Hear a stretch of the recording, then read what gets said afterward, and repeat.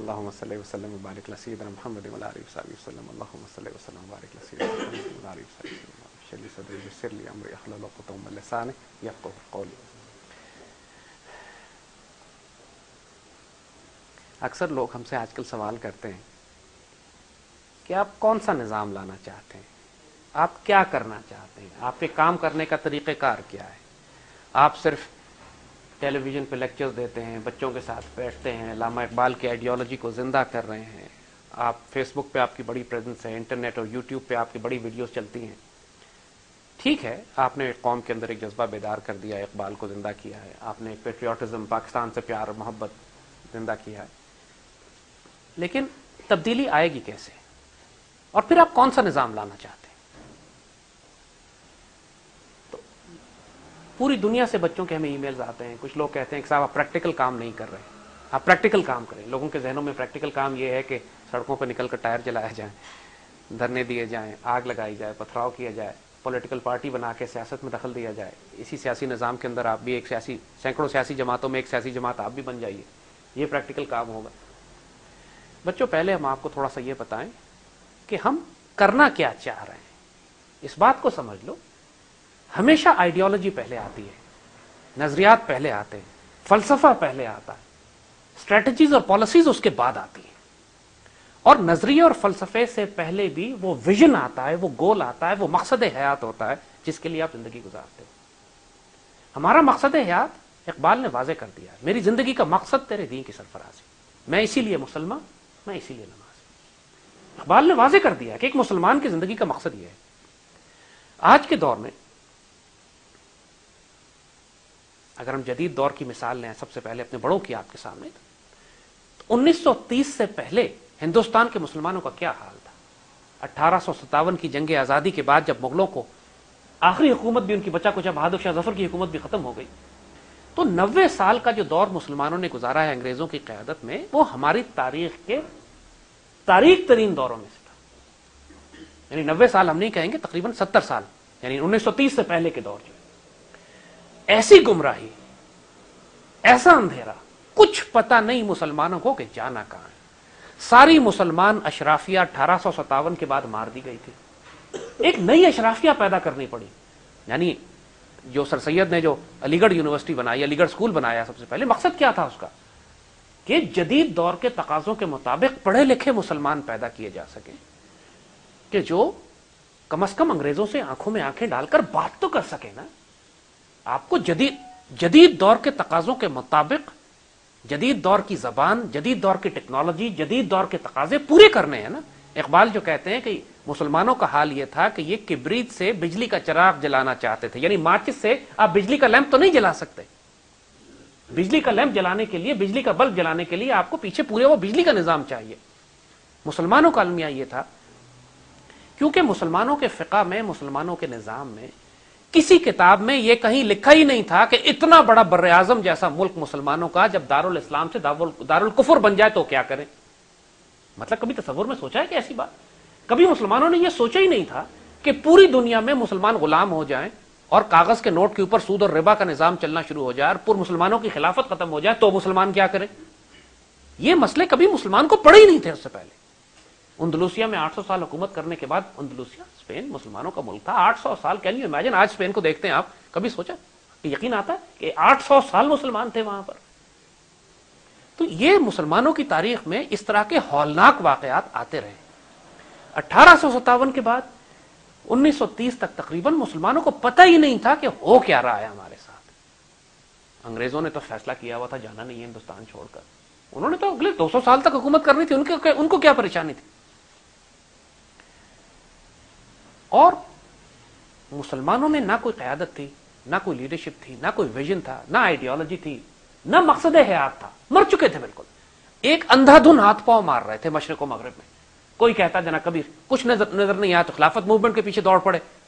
خلافت نے بچنا تو تھا نہیں، جو ہونا تھا خلافت کئی سو سال سے کمزور ہوتے ہوتے آخر میں بیچاری نے جانا ہی تھا. ہندوستان کے مسلمانوں کی تحریک چلانے سے یہ فائدہ ضرور ہوا کہ آج تک ترک ہماری عزت کرتے ہیں. خلافت نے نہیں بچنا تھا. وہی ہوا خلافت کے ساتھ جو ہوا. اپنوں کی غداری بھی تھی، اوروں کی یاری بھی تھی، اپنوں کی سادگی بھی تھی. اور پھر ہاشمی نے بھی بیچی آبرو دین مصطفیٰ. اقبال نے ساری باتیں, تکلیف تو بڑی شدید تھی, لیکن ایک چیز ہونے والی, اپنا کوئی عزیز, اپنا کوئی پیارا, والدین, بھائی بہن بستر مرگ پہ ہو, آپ کو پتا ہے انتقال کرنے والا, جتنی مرضی تکلیف آپ کو ہو, جو مرضی دعا آپ کر لیں, معلوم ہے اب تو اس نے انتقال کرنا ہی کرنا, اللہ کی رضا پہ راضی رہنا پڑے گا, چاہے کتنی تکلیف کیوں نہ ہو, چاہے وہ عزیز ہو, چاہے وہ خلافت ہو. یہ اقبال کے فراست میں یہ بات دیکھی جا چکی تھی کہ جو اللہ نے فیصلہ کر دیا ہے اب ہونا ہے. اب اہل نظر کریں گے, اہل نظر تازہ بستیاں آباد, اب نئی بستیاں آباد ہوں گی. اقبال نے کہا اب وہ پرانے معاملات نہیں چلیں گے. اب اقبال نے آپ سے مخاطب ہو کے کہنا تھا, سبق پھر پڑھ صداقت کا, عدالت کا, شجاعت کا, لیا جائے گا اب تجھ سے کام, تجھ سے کام. یہ اردو بولنے والوں سے بات کی جا رہی ہے. یہ شعر اقبال نے فارسی میں اور عربی میں نہیں کہا, انگریزی میں نہیں کہا. زبان بھی سمجھو, جس قوم کے لیے پیغام ہوتا ہے اس کی زبان میں درویش بھیجا جاتا ہے. لیا جائے گا تجھ سے کام دنیا کی امامت کا. تو 1930 سے پہلے تو گمراہی تھی, کچھ پتہ ہی نہیں مسلمانوں کو کہ جانا کہاں ہے, کرنا کیا ہے. تو 1930 میں بابے نے آ کے کہا اس بر اعظم کو توڑ کر ایک نیا ملک بنائیں گے, اور اس کے بعد لیا جائے گا کام تجھ سے دنیا کی امامت کا. اس کے بعد ایک ہوں گے مسلم حرم کی پاسبانی کے لیے. ویژن دیکھ رہے ہو کیا دے رہے ہیں وہ؟ یہ چھوٹے شعر نہیں ہیں, یہ آنے والی صدیوں کی تاریخ ہے جو بیان کر دی جا رہی ہے پہلے. اب مجھے بتاؤ, اس وقت کے مسلمانوں کو یقین آنا تھا اس بات کا؟ اس وقت کے لوگوں نے یہ بات کرنی تھی کیسے ہوگا؟ پہلا سوال یہی ہوتا. دیکھو یاد رکھو, غلام آدمی کا سوال ہے یہ, کیسے ہوگا. آزاد آدمی کا جواب کیا ہوتا ہے؟ ایسے ہوگا, کر کے دکھاتا ہے. یہ فرق یاد رکھنا, کبھی یہ سوال نہ کرنا کیسے ہوگا, یہ غلاموں کے سوال ہے, یہ غلاموں کا سوال ہوتا ہے. یہ ہو ہی نہیں سکتا, یہ ممکن ہی نہیں ہے. مرد آزاد کی ڈیفینیشن کیا ہے؟ شکوہ تقدیر یزداں کیوں؟ تو خود تقدیر یزداں کیوں نہیں؟ اللہ سے شکایت, ہماری تقدیر میں ہی ایسے لکھا تھا مر گئے, تم خود تقدیر یزداں کیوں نہیں ہو؟ وہ پوچھتے کیسے ہوگا؟ ایسے ہوگا کہ خدا بندے سے خود پوچھے گا بتا تیری رضا کیا ہے. فرق سمجھ رہے ہیں غلام کا اور آزاد کا؟ یہ فرق ہے غلام اور آزاد کا, کہ غلام سوچ بھی نہیں سکتا, اور اگر کوئی اور سوچ کر اس کو ایک حیرت انگیز سوچ دکھا بھی دے تو وہ ناقابل یقین کیفیت میں چلا جاتا ہے, ہو ہی نہیں سکتا. یہی تو فرق ہے مرد آزاد میں مرد غلام میں. مرد آزاد کا مطلب یہی ہے کہ وہ ناممکن سوچ بھی سکتا ہے, ناممکن کر کے بھی دکھاتا ہے.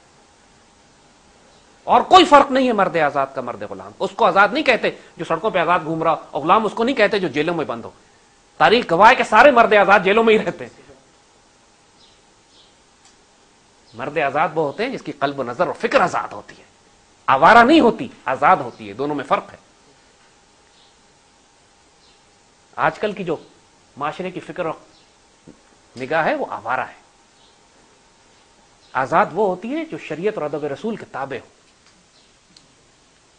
جو شریعت اور ادب رسول کے تابع ہوتا ہے. ایک سجدہ جسے تو گرا سمجھتا ہے, 1000 سجدوں سے دیتا ہے آدمی کو نظام. مرد آزاد کے گلے میں ایک پٹا ہوتا ہے, ایک اس کے گلے میں پھندا پڑا ہوتا ہے, اور وہ بندگی اللہ سبحانہ و تعالیٰ کی بندگی کا, ادب رسول کا اور عشق رسول کا ہوتا ہے. وہ آوارہ نہیں ہوتا کہ ہر چیز اتار کے پھینک دے. ایک پابندی ہوتی ہے اس کے گلے میں, اور وہ اس سے کبھی باہر نہیں نکلتا. تو یہ مرد آزاد اس وقت غلام قوم کو جب یہ کہا گیا کہ بر اعظم توڑ کر تم نے اپنے لیے ایک نیا ملک بنانا, وہ ناقابل یقین کیفیت میں چلی گئی. کچھ لوگ تھے ان کے آس پاس اقبال کے, اور یقین کرو اقبال تنہا فرد, ایک فرد, ماننے والا کوئی نہیں. کچھ لوگ تھے جو اقبال سے عقیدت بھی رکھتے تھے, پیار بھی کرتے تھے. ظاہر ہے پورے عقیدت اور احترام کا ایک کیفیت تھی. پوری دنیا میں اقبال ڈے منائے جاتے تھے اس زمانے میں بھی. ان کی کتابیں ٹرانسلیٹ ہو رہی تھیں. اسرار خودی, رموز وہ خودی کو انگریزی میں دنیا کی یورپین زبانوں میں ترجمہ کیا گیا. پوری دنیا سے خطوط آیا کرتے تھے, ڈیلیگیشنز آتے تھے, وفود آتے تھے. یعنی اقبال اس زمانے میں بھی مسلمان دنیا کی سینٹر آف گریوٹی تھے, مرکز تھے. یہ نہ سمجھو کہ صرف ہندوستان کے مسلمانوں میں ان کا کام تھا. جامعۃ الازہر سے, مصر سے, عرب علماء, پوری دنیا سے علماء, چین سے لوگ آیا کرتے تھے اقبال کے پاس بیٹھ کے پوچھتے تھے. میسولینی اٹلی کا بادشاہ, اس نے اقبال کو بلایا کہ بتائیے میں نے یورپ کی اور اٹلی کی تعمیر کرنی ہے, میں کس طریقے سے کروں. اقبال سے مشورے لیے جاتے تھے. اس زمانے میں لوگوں کو معلوم تھا کہ اس بابے کا مقام کیا ہے. مگر ہندوستان کے مسلمانوں کو یہی سوال تھا, ہوگا کیسے, ہم کریں گے کیسے, یہ کون سا طریقہ ہے. کچھ لوگوں نے کہا کہ جی الیکشن میں حصہ لینا چاہیے, وہ یہ نظام کے اندر رہتے ہوئے کام کریں. یہی ہوا کہ قائد اعظم 16 برس تک کانگریس کے ساتھ رہے. کسی نے کہا ہندو مسلم یونٹی میں اتحاد میں کام ہونا چاہیے. کانگریسی مولویوں کی ایک جماعت پیدا ہوئی جس نے کہا کہ قوم جو ہے وہ جغرافیے سے بنتی ہے, مذہب سے نہیں بنتی, لہذا جو کیونکہ جغرافیہ ایک ہے لہذا ہندو اور مسلمان ایک ہی قوم ہے. جس کے مقابلے پہ بزرگوں نے 2 نیشن تھیوری دی. نو, ہم الگ الگ قوم ہیں. قوم نظریے سے بنتی ہے, دین سے بنتی ہے, جغرافیے سے نہیں بنتی. اگر جغرافیے سے ایک قوم بننی ہوتی تو مکہ کے اندر مسلمان اور مشرک ایک قوم ہوتے. مکہ کے اندر بستے تھے نا مسلمان اور مشرک, پھر ہم ایک قوم ہوتے, پھر ہجرت کی کیا ضرورت تھی؟ تو ہمارے بڑوں نے سنت نکالی, حضور صلی اللہ علیہ وسلم کی سیرت مبارکہ سے حکمت سیکھی کہ ہم نے کام کیسے کرنا. اقبال نے وہی فکر, وہی سوچ آئی, اللہ تعالیٰ کی طرف سے ان کو عطا کی گئی کہ پہلے ایک مدینہ بناؤ, پھر اس مدینے میں ہجرت کرو, پھر اس مدینے کو خلافت راشدہ کی طرز پہ تعمیر کرو, اور پھر وہاں سے بیٹھ کر جس طرح مدینے کی ریاست پھیلنا شروع ہوئی اس طرح پھر ملت اسلامیہ کو دوبارہ پھیلاؤ تاکہ ایک ہو مسلم حرم کے پاسبانی کے لیے. اقبال کا ویژن بالکل واضح تھا, لیکن اس کو کرنے سے پہلے آپ کو سب سے پہلا کام ایک ویژن دینا تھا. پہلے وہی بات آپ سے کہی کہ پہلے ویژن آتی ہے. کرنا کیا ہے؟ اللہ کے دین کو غالب کرنا ہے. یہ ویژن ہے ہمارا. فیصلہ کر لیا, جو مرضی قیمت دینی پڑی دو گے, دیں گے. دنیا سے جنگ کرنی پڑی کرو, کریں گے. جان مال عزت آبرو کٹوانی پڑی کرو, کریں گے. پہلا تو یہ فیصلہ ہوتا ہے. اس کے بعد اس کی تفصیل آتی ہے, آئیڈیالوجی آتی ہے. حضور نے جو فرمایا لا الہ الا اللہ, یہ الٹیمیٹ تھا.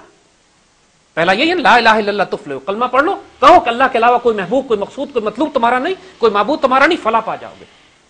اسی پہ تو ویژن پہ ہی تو بھڑک گئے تھے سارے, آئیڈیالوجی پہ ہی تو بھڑک گئے تھے سارے. پھر اس آئیڈیالوجی کی تفصیل آئی. تفصیل 23 سال کی حیات مبارک میں سیرت مبارکہ آئی, سنت مبارکہ آئی, احادیث مبارکہ آئی, تشریح آئی, شریعت آئی. یہ آئیڈیالوجی, اس آئیڈیالوجی کو ڈیفائن کیا جا رہا ہے, تشریح کی جا رہی ہے. قرآن نازل ہوا, لیکن شروع کس سے ہوا تھا؟ یہ لا الہ الا اللہ سے. شروع تو ایک کلمے سے ہوا نا, لا الہ الا اللہ محمد رسول اللہ. اس کے بعد پوری شریعت اتری اس کے نیچے. اور جب شریعت آ رہی تھی ساتھ ساتھ, اس وقت مسلمانوں نے ساتھ ساتھ ایک جغرافیہ, پولیٹیکل ڈائمنشن بھی آ رہی ہے. مدینہ شریف کی تیاری شروع ہو رہی ہے. کبھی حبشہ مسلمان بھیجے جا رہے ہیں, پوری دنیا میں خط لکھے جا رہے ہیں دائیں پہ, مسلمانوں کے ڈیلیگیشن جگہ جگہ جا رہے ہیں. مدینہ کی ریاست پہ کام کیا جا رہا ہے. مسلمانوں کا مرکز بنایا گیا. بیت عقبہ, وہ جو ساری آپ کو تفصیل معلوم ہے پوری, کہ مدینے سے لوگ آ کے پہلے مکے میں حضور کے پاس بیعت کرتے ہیں. بیت عقبہ اول ثانی مختلف بیعت ہوتی ہے. پھر وہ لوگ مدینہ جاتے ہیں, پھر مدینے میں کام شروع ہو جاتا ہے, ماحول تیار کیا جاتا ہے, گراؤنڈ بنایا جاتا ہے. جب مدینے والے بالکل تیار ہو جاتے ہیں حضور کو ریسیو کرنے کے لیے, پھر یہاں سے ہجرت ہوتی ہے. ایک پورا طریقہ کار ہے. آئیڈیالوجی بھی ساتھ ساتھ چل رہی ہے, ویژن بھی چل رہا ہے, مشن بھی چل رہا ہے, اور ساتھ ساتھ ایک پولیٹیکل ڈائمنشن پہ ایک ریاست کا قیام بھی وجود میں لایا جا رہا ہے. یہ سارے کام ساتھ ساتھ چلتے ہیں. یہ کہنا کہ صرف حضور فرماتے ہیں لا الہ الا اللہ محمد, کہو لا الہ الا اللہ محمد رسول اللہ, یہ کوئی پریکٹیکل کام تو نہ ہوا, نعوذ باللہ. یہ تو صرف ایک دعوت ہوئی, ایک آئیڈیالوجی ہوئی. کافر جو سمجھدار تھے, صرف ان کو لا الہ الا اللہ کہنے میں کیا پریشانی تھی, کہہ دیتے, جھگڑا ہی ختم ہوتا. لیکن ان کو یہ پتا تھا کہ یہ کلمہ نہیں ہے صرف ہے, اس کے نتیجے میں 2 جہان تبدیل ہو جائیں گے, پوری زندگیاں بدل جائیں گی. جب ویژن ایک دفعہ اتنا بڑا ہو, جب ایک دفعہ یہ فیصلہ کر لیا ہندوستان کے مسلمانوں نے, اقبال نے 1930 میں جب یہ بات کہہ دی کہ ہم الگ ملک بناتے ہیں, ایک ویژن دے دیا نا, اور وہ الگ ملک بنا کے وہاں پر انشاءاللہ اللہ کے دین کا نظام نافذ کیا جائے گا. یہ اتنا بڑا ویژن تھا کہ انگریز اور کانگریس بدک کے رہ گئے, آگ لگ گئی ان کو کہ یہ نہیں کرنے دیں گے. وہ سمجھ گئے, جو ہوشیار تھے ان میں, وہ فوراً سمجھ گئے کہ یہ مسلمان وہی مکہ اور مدینے والا کھیل کرنے جا رہے ہیں.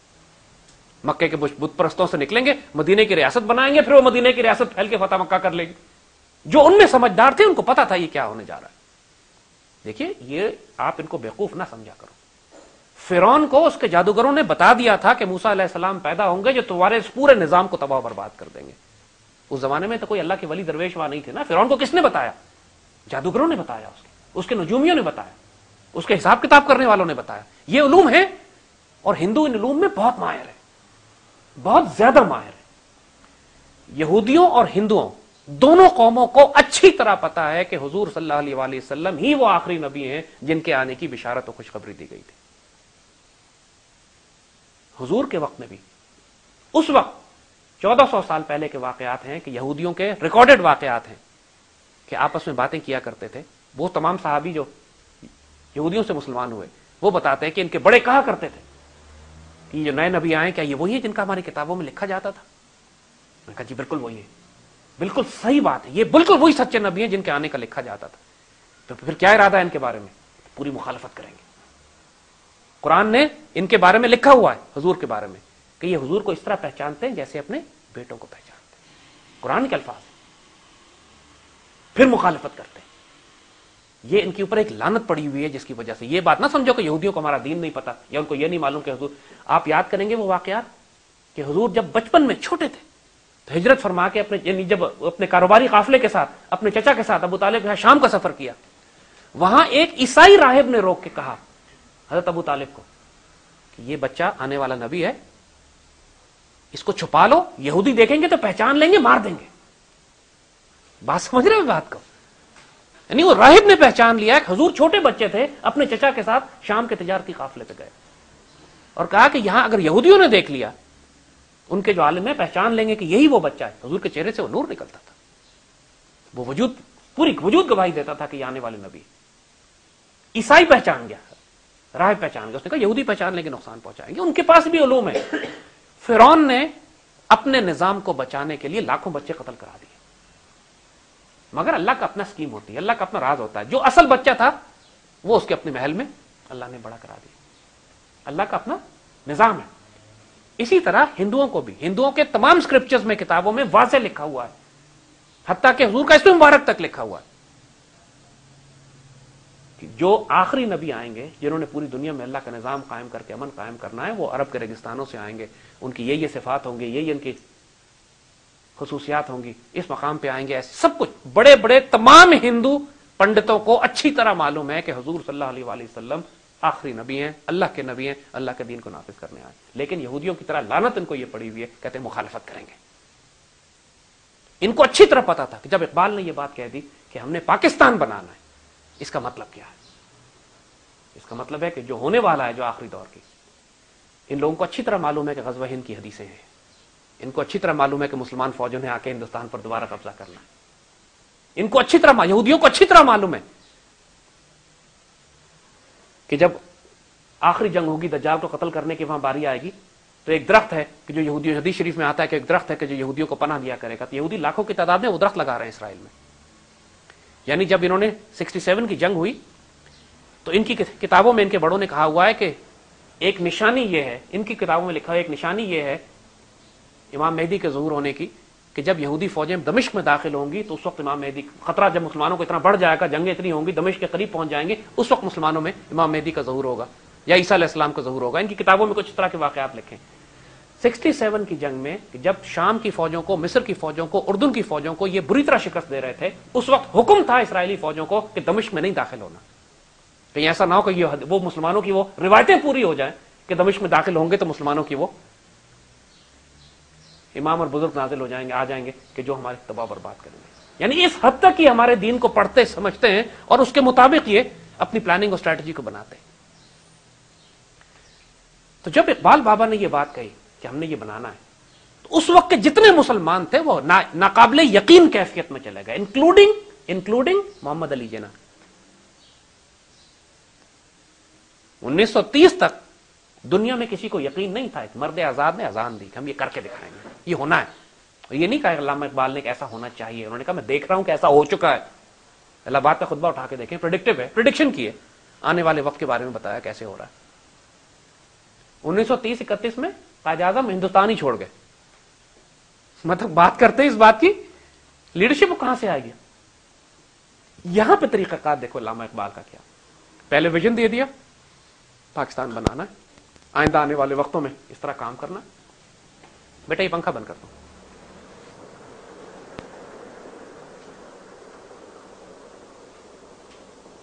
جب پوری طرح ویژن دے دیا اب اس کام کے لیے جس قوم کو تیار کرنا ہے اس قوم کی تربیت کا معاملہ شروع ہوا.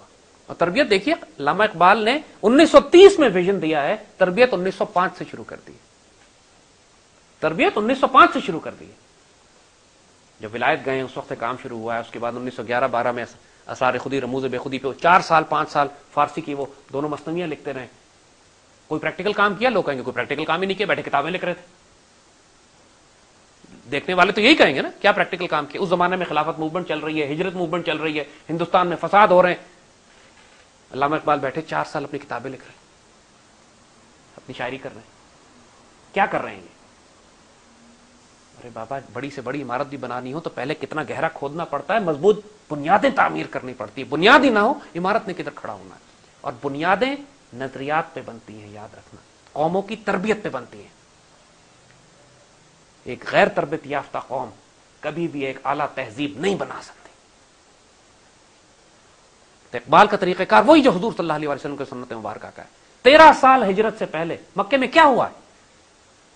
مسلمان شہید بھی کیے جا رہے ہیں، مسلمان جانیں بچا رہے ہیں، چھپ رہے ہیں، کبھی ہجرت ہو رہی ہے، کبھی ادھر جا رہے ہیں، کبھی چھپ چھپ کے اذانیں دی جا رہی ہیں، کبھی گھروں میں چھپ رہے ہیں، اپنا ایمان چھپا رہے ہیں، لیکن تربیت ہو رہی ہے. لوگ کہیں پریکٹیکل کام کوئی نہیں کر رہے. انا للہ و انا الیہ راجعون. جب پوری طرح اقبال نے اپنی آئیڈیالوجی کلام اقبال اچھی طرح تیار ہو گیا، پھیلا دیا گیا اس کو ان مسلمانوں میں، اب اقبال نے اپنا پولیٹیکل ویژن دیا ہے. مدینے کی ریاست والی بات، اب مدینے کی ریاست بنائیں گے، مدینہ ثانی بنے گا. اور اس کے بعد اب لوگوں نے کہا جی بنائے گا کون؟ آئیڈیالوجی بھی آ گئی ہمارے پاس، ویژن بھی آ گیا، لیڈر ہی نہیں ہے. لیڈر بھی دیں گے تم کو. جب قوم تیار ہوئی تو اس کے بعد اللہ نے اس کو وہ لیڈر دیا. ایک غیر تربیت یافتہ قوم کو اس جیسے لیڈر نہیں دیے جا سکتے. آپ مجھے بتاؤ، آج اگر قائد اعظم آ جائیں پاکستان میں، آج قائد اعظم آ جائیں پاکستان میں، تو یہ قوم قائد اعظم کی بات سنے گی یا بغاوت کر دے گی؟ بغاوت کر دے گی. یہ سارے سیاستدان، یہ سیاست، جوڈیشل سسٹم، یہ پولیٹیکل سسٹم، یہ اکنامک سسٹم قائد اعظم کی بات سنے.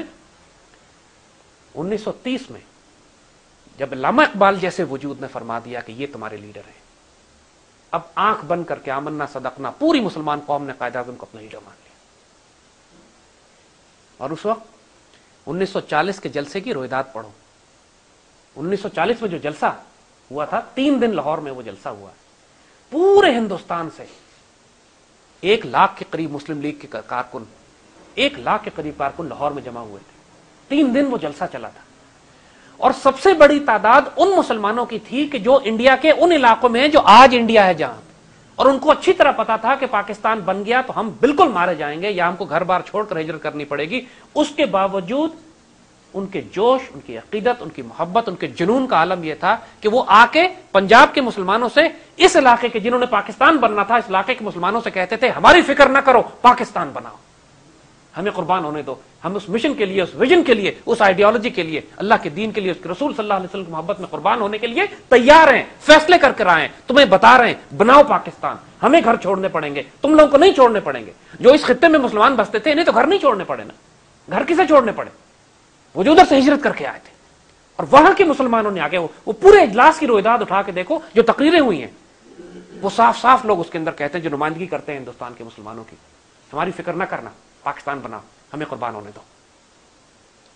بیٹا یہ چھوٹی باتیں نہیں ہوتی،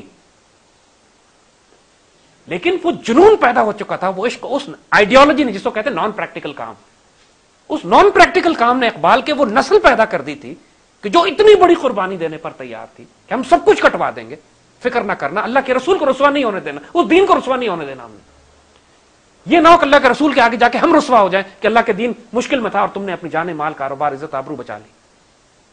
جب تک کہ ایسا جنون نہیں پیدا ہوتا نا، اس وقت تک اللہ ایسا کرم نہیں فرماتا جیسا اس نے اس نسل پہ کیا تھا کہ اس کے ہاتھوں پاکستان بنوا کے دیا. 1940 واز فرسٹ ٹائم، پہلی دفعہ جب مسلمانوں نے نعرہ لگایا تھا پاکستان یا شہادت. اس سے پہلے نعرہ نہیں لگا تھا. یہ 1905 سے اقبال نے کام شروع کیا، 1930 تک فلسفی پھیلائی، ایک قوم کو ویژن دیا، فکر دی، سوچ دی. 1930 میں گول بتا دیا، مقصد حیات بتا دیا کہ تم نے پاکستان بنانا ہے. پھر بھی 10 سال لگے. 1940 میں قوم کو اکٹھا ہوتے ہوتے لیڈر بھی آ گیا اب. اور یہ جو مشہور نظم ہے قائد اعظم کی، ملت کا پاسباں ہے محمد علی جناح، مشہور نظم جو ہے، یہ پہلی دفعہ 1940 کے جلسے میں پڑھی گئی تھی. اور قائد اعظم پر ایمان دیکھو لوگوں کا کتنا تھا. 1 لاکھ آدمی آئے پورے ہندوستان سے. قائد اعظم نے تقریر انگریزی میں کی ہے. لوگوں کو 80% لوگوں کو، 90% لوگوں کو ایک لفظ نہیں سمجھ میں آ رہا تھا، مگر جوش کا عالم یہ تھا کہ ہر جملے پہ نعرے تکبیر لگتے تھے اور تالیاں بجتی تھی، صرف قائد اعظم کی زبان کے اتار چڑھاؤ دیکھ کر. یہ عشق ہوتا ہے اپنے لیڈر سے، یہ ہوتا ہے بلائنڈ فیتھ. آئیڈیالوجی موجود ہے, مقصد سامنے آ گیا, پاکستان یا شہادت, لیڈر موجود ہے, ملت کا پاسباں ہے محمد علی جناح. جو بدبخت مولوی تھے اس وقت انہوں نے کہا کافر اعظم ہے. پیر جماعت علی شاہ, مسلمان ملت نے آ کے, پیر رحمان کی شریف, پیر زکوڑی شریف, پوری مسلمان ملت نے اس وقت جو اہل دل, اہل نظر, اہل بصیرت اور ایون عام مسلمانوں نے یہ کہا ملت کا پاسباں ہے محمد علی جناح. اب پاکستان یا شہادت بیعت کر لی گئی. اس دن باقاعدہ یہ فیصلہ کر لیا گیا پاکستان یا شہادت. بیٹا جب یہ جنون کا عالم ہو نا, پھر اللہ کی تائید غیبی آتی ہے. اللہ کی تائید غیبی اس سے پہلے توقع نہ کیا کرو. انسان کمینہ ہو, ذلیل ہو, خوفزدہ ہو, مال و دولت قربان نہ کرنا چاہتا ہو, اللہ کی راہ میں کچھ دینے پہ تیار نہ ہو, بدعمل ہو, بد کردار ہو, جھوٹا ہو, منافق ہو, فریبی ہو, اور توقع کرے کہ اللہ ملائکہ بھیجے گا میری مدد کے لیے, ایسے نہیں ہوگا. جنونی چاہیے, عاشق چاہیے, دیوانے چاہیے. ہر فرد ہے ملت کے مقدر کا ستارہ, ایک ایک فرد. علامہ اقبال کتنے وجود تھے یار, ایک بابا تھا نا, وہ بابا جس پر اللہ کا کرم تھا, اس نے کیا کر دیا. اس نے لیڈر بھی تیار کیا, قوم بھی تیار کی, ویژن بھی دیا, مشن بھی دیا, آئیڈیالوجی بھی دی, سب کو اکٹھا کر کے 1938 میں چلا گیا. اس وقت تو قرارداد پاکستان بھی پیش نہیں ہوئی یار. بابا چلا گیا اور بتا کے چلا گیا میں جا رہا ہوں, فکر نہ کرنا, سب کچھ ہو جائے گا.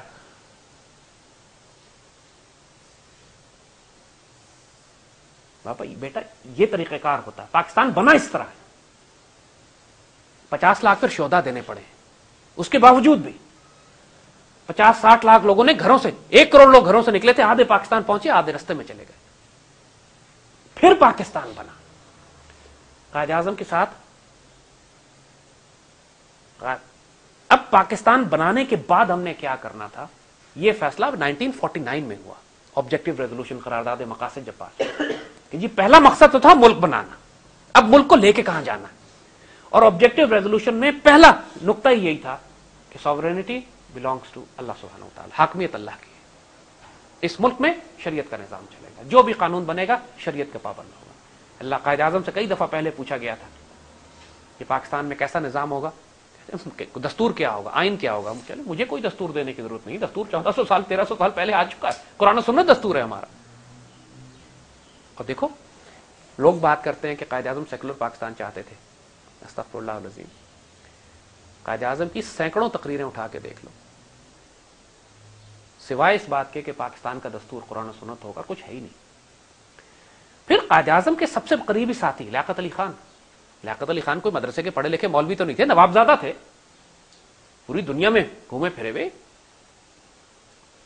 اور ان بڑوں نے, ہمارے فاؤنڈنگ فادرز نے, جنہوں نے پاکستان بنایا تھا, انہوں نے ہی قرارداد مقاصد پاس کی تھی. قرارداد مقاصد کسی مدرسے میں تو نہیں پاس ہوئی تھی کہ کہیں کہ جی مولویوں کا کوئی کام تھا. قرارداد مقاصد ہمارے فاؤنڈنگ فادرز نے, اور انہوں نے سمت طے کر دی کہ اس پاکستان کو ہم نے لے کے کدھر جانا ہے. وہ 50 لاکھ شہداء کی امانت, صدیوں کی محنت, پھر اقبال کا ویژن و فکر, پھر قائد اعظم کی محنت, ماشاءاللہ ایک قیادت. پاکستان بنا کر ہماری نسل کو دیا گیا. قائد اعظم تو بیچارے اپنی ڈیوٹی کر کے ماشاءاللہ تشریف لے گئے, اللہ کے حضور سرخرو ہو گئے. جاتے ہوئے فرما گئے کہ میں تسلی سے جا رہا ہوں, اطمینان سے جا رہا ہوں, کہ مجھے یقین تھا کہ یہ پاکستان کبھی نہ بنتا اگر اس پہ فیضان نبوی شامل نہ ہوتا. اور اب آئندہ آنے والی نسلوں کی ذمہ داری ہے کہ جو وعدے انہوں نے اللہ سے کیے تھے اس کو پورا کریں, تاکہ اللہ کے کیے ہوئے وعدے ان سے پورے ہوں. ہماری آئندہ آنے والی نسلیں ان وعدوں کو بھول گئی. اس کے بعد جو نسلیں آئیں, نتیجہ یہ ہوا کہ 25 سال کے بعد ہمیں چوٹ لگی, ہمارا بازو الگ ہو گیا. دیکھو بیٹا, پاکستان کے مسائل پچھلے 63 سال میں, نہ ہمارا مسئلہ جمہوریت رہا ہے, نہ ہمارا مسئلہ ڈیموکریسی یا ڈکٹیٹرشپ رہا ہے. سیاستدانوں کو دیکھو, دانشوروں کو دیکھو, میڈیا کو دیکھو, ایک ہی خرافات ہے کہ ملک میں چونکہ فوجی حکومت تھی لہذا ملک ٹوٹ گیا, ملک میں چونکہ جمہوریت آئی لہذا جمہوریت نے کام نہیں کیا, کام چلنے نہیں دیا گیا. بیٹا دھوکے میں نہیں آنا کبھی. اس سے بڑا جھوٹ, اس سے بڑی خرافات, اس سے بڑا مکر آپ کے ساتھ نہیں ہو سکتا اگر آپ کو ڈیموکریسی اور ڈکٹیٹرشپ کے چکر میں انہوں نے پھنسا دیا. امت کا مسئلہ نہ ڈیموکریسی ہے نہ ڈکٹیٹرشپ ہے. ہمارا مسئلہ یہ ہے کہ ہم اپنی آئیڈیالوجی کو گم کر بیٹھے. ہماری آئیڈیالوجی ہے میری زندگی کا مقصد تیرے دی کی سرفرازی, میں اسی لیے مسلمان, میں اسی لیے نماز. ہماری آئیڈیالوجی ہے کہ اللہ کی زمین پر اللہ کا نظام, یہ آئیڈیالوجی ہے. خلافت راشدہ کا نظام, یہ آئیڈیالوجی ہے. مقصد خلافت راشدہ کے نظام کو لانا ہے. طریقہ کار امپورٹنٹ نہیں ہے. ایک سلطان لے کر آئے, ایک امیر لے کر آئے, ایک وزیر اعظم لے کر آئے, ایک بادشاہ لے کر آئے, ایک فوجی جرنیل لے کر آئے, سلطان صلاح الدین ایوبی لے کر آئے, نور الدین زنگی لے کر آئے, ہمیں اس سے کوئی فرق نہیں پڑتا. نظام خلافت راشدہ کا چاہیے اس ملک میں. اب وہ کس طرح ہوگا؟ ایک بات ذہن میں رکھنا بچوں, طریقہ کار وہی ہوگا جو سنت نبی صلی اللہ علیہ وسلم کا ہے, جس کی جدید دور میں انٹرپریٹیشن اقبال نے کی. آپ کو بتایا نا, کر کے دکھا دیا انہوں نے, بالکل اسی سنت کے طریقے سے سیکھا جو بھی کیا. تو جب 63 سال گزر گئے, پاکستان میں ہر قسم کی آئیڈیالوجی ٹرائی کر لی گئی. بھٹو آیا, سوشلزم, یعنی کیسی اس کی جہالت کہ ہماری معیشت سوشلزم ہے, ہمارا مذہب اسلام ہے, اور ہمارا سیاسی نظام ڈیموکریسی ہے. ان للہ و انا الیہ راجعون. اکبر کے دین الہی کی نئی شکل. اسلام کافی نہیں ہے ان کے لیے. مذہب اسلام ہے, معیشت سوشلزم ہے, سیاست ڈیموکریسی. یعنی اس سے بڑا کفر اور کیا ہو سکتا ہے؟ اس سے بڑا طاغوت کا نظام اور کیا ہو سکتا ہے, جس کو تم لوگ خدا بنا کے بیٹھے ہوئے ہیں. سیاستدانوں کے روز نعرے, جمہوریت کو بچانا ہے تو پیپلز پارٹی کا ساتھ دینا پڑے گا. جہنم میں جائے پیپلز پارٹی جمہوریت سمیت, ہمیں کیا کرنا ہے اس کا؟ ہمیں اللہ کا دین چاہیے. اللہ کا دین ہمیں کون دے گا؟ جتنی سیاسی اور مذہبی جماعتیں دیکھ لو, کوئی ایک ہے جس کے مینیفیسٹو میں یہ لکھا ہو کہ پاکستان میں حاکمیت اللہ کے دین کی ہوگی؟ نہیں. کوئی ایک سیاسی جماعت ہے جو کہتی ہو کہ پاکستان سے سود اور ربا کا نظام ختم کر کے بیت المال کی بنیاد پر نظام قائم کیا جائے گا؟ نہیں. کوئی ایک سیاسی جماعت ہے جو کہتی ہے کہ یہ اس انگریزوں کے بنائے ہوئے جوڈیشل سسٹم کو, عدالتی نظام کو تبدیل کر کے یہاں پر خلفائے راشدین کے نظام کا عدالتی نظام بنایا جائے گا تاکہ خلیفہ وقت, بادشاہ وقت کو بھی ایک اونٹ والا اور ایک گدھا گاڑی والا بھی عدالت میں گھسیٹ کے اپنے حق میں فیصلہ کروا سکے؟ کوئی ایک ہے؟ نہیں. تو بچوں, ان جھوٹے خداؤں کے پیچھے چلنا بند کرو. نہیں مان, ان سے کچھ بھی نہیں ہونے والا. اگر نظام تبدیل کرنا ہے تو نظام کے اندر سے الیکشن کے پروسیس میں حصہ لے کر سود اور ربا کے نظام کا حصہ بن کے اس کو تبدیل نہیں کیا جا سکتا. علامہ اقبال اگر اسی انگریزوں کے بنائے ہوئے سسٹم کے اندر رہ کے بات کرتے پھر کبھی پاکستان نہ بنتا. وہ تو انگریز تو یہی کہہ رہے تھے کہ آپ ایک ڈیموکریسی لے لیں, یہاں پہ آپ یہ بات کر لیجئے کہ جوائنٹ الیکٹوریٹ ہو جائے گا, سیپریٹ الیکٹوریٹ کر لیں, آپ یہ بات کر لیں ہندوؤں کے ووٹ الگ ہوں گے, مسلمانوں کے ووٹ الگ ہوں گے, حکومت انگریزوں کی رہے گی, اندر صوبوں میں اپنی حکومتیں بنا لیں, اوپر حکومت وائسرائے انگریزوں کا رہے گا. یہ نہیں ہوگا. اب یہ نہیں چلنے والا نہیں ہے. انہوں نے کہا ہم, مگر حکمت دیکھو کیا تھی. اس وقت مسلمانوں کے پاس فوجی طاقت نہیں تھی, اس وقت مسلمانوں کے پاس سیاسی طاقت نہیں تھی, ہمارے پاس میڈیا نہیں تھا, پیسہ نہیں تھا, لیڈر نہیں تھا, تو بغاوت کرنے کا تو کوئی فائدہ نہیں تھا. بغاوت میں تو مارے جاتے سارے. لہذا تربیت کا طریقہ کیا اختیار کیا گیا؟ وہ جو حضور کا ہے دوبارہ.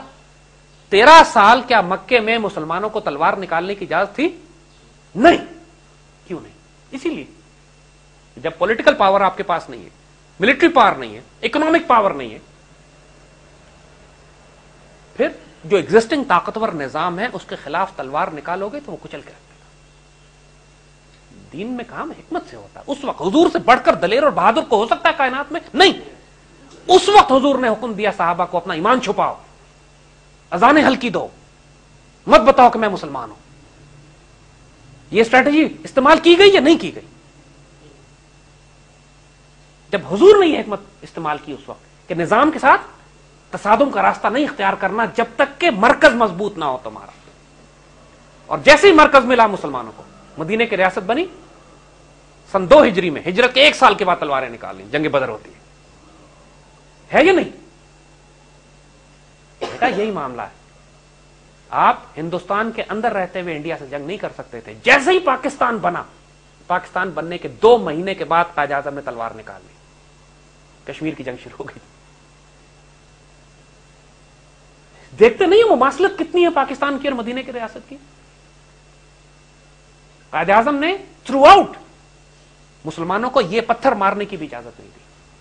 پاکستان بنا نہیں ہے کا تلوار نکالا, اب ہندوستان سے تلوار پہ بات کریں گے. دیکھتے نہیں ہو اس بات کو؟ اس مرکز کے بغیر نہیں ہوتا کچھ بھی. اپنا گھر چاہیے ہوتا ہے, مرکز چاہیے ہوتا ہے. ٹوٹی پھوٹی تلواریں صحیح, لیکن نکالی تلوار ہم نے, مقابلہ کیا ہندوؤں کے ساتھ. غزوہ ہند کا آغاز اسی وقت ہو گیا تھا جب پاکستان بنا اور قائد اعظم نے حکم دیا کشمیر فتح کرنے کے لیے مجاہدین بھیجو. غزوہ ہند ایک جنگ نہیں ہے، مسلسل تصادم ہے. محمد بن قاسم کے وقت سے جو تصادم شروع ہو گئے وہ تمام غزوات ہند ہیں ماشاءاللہ.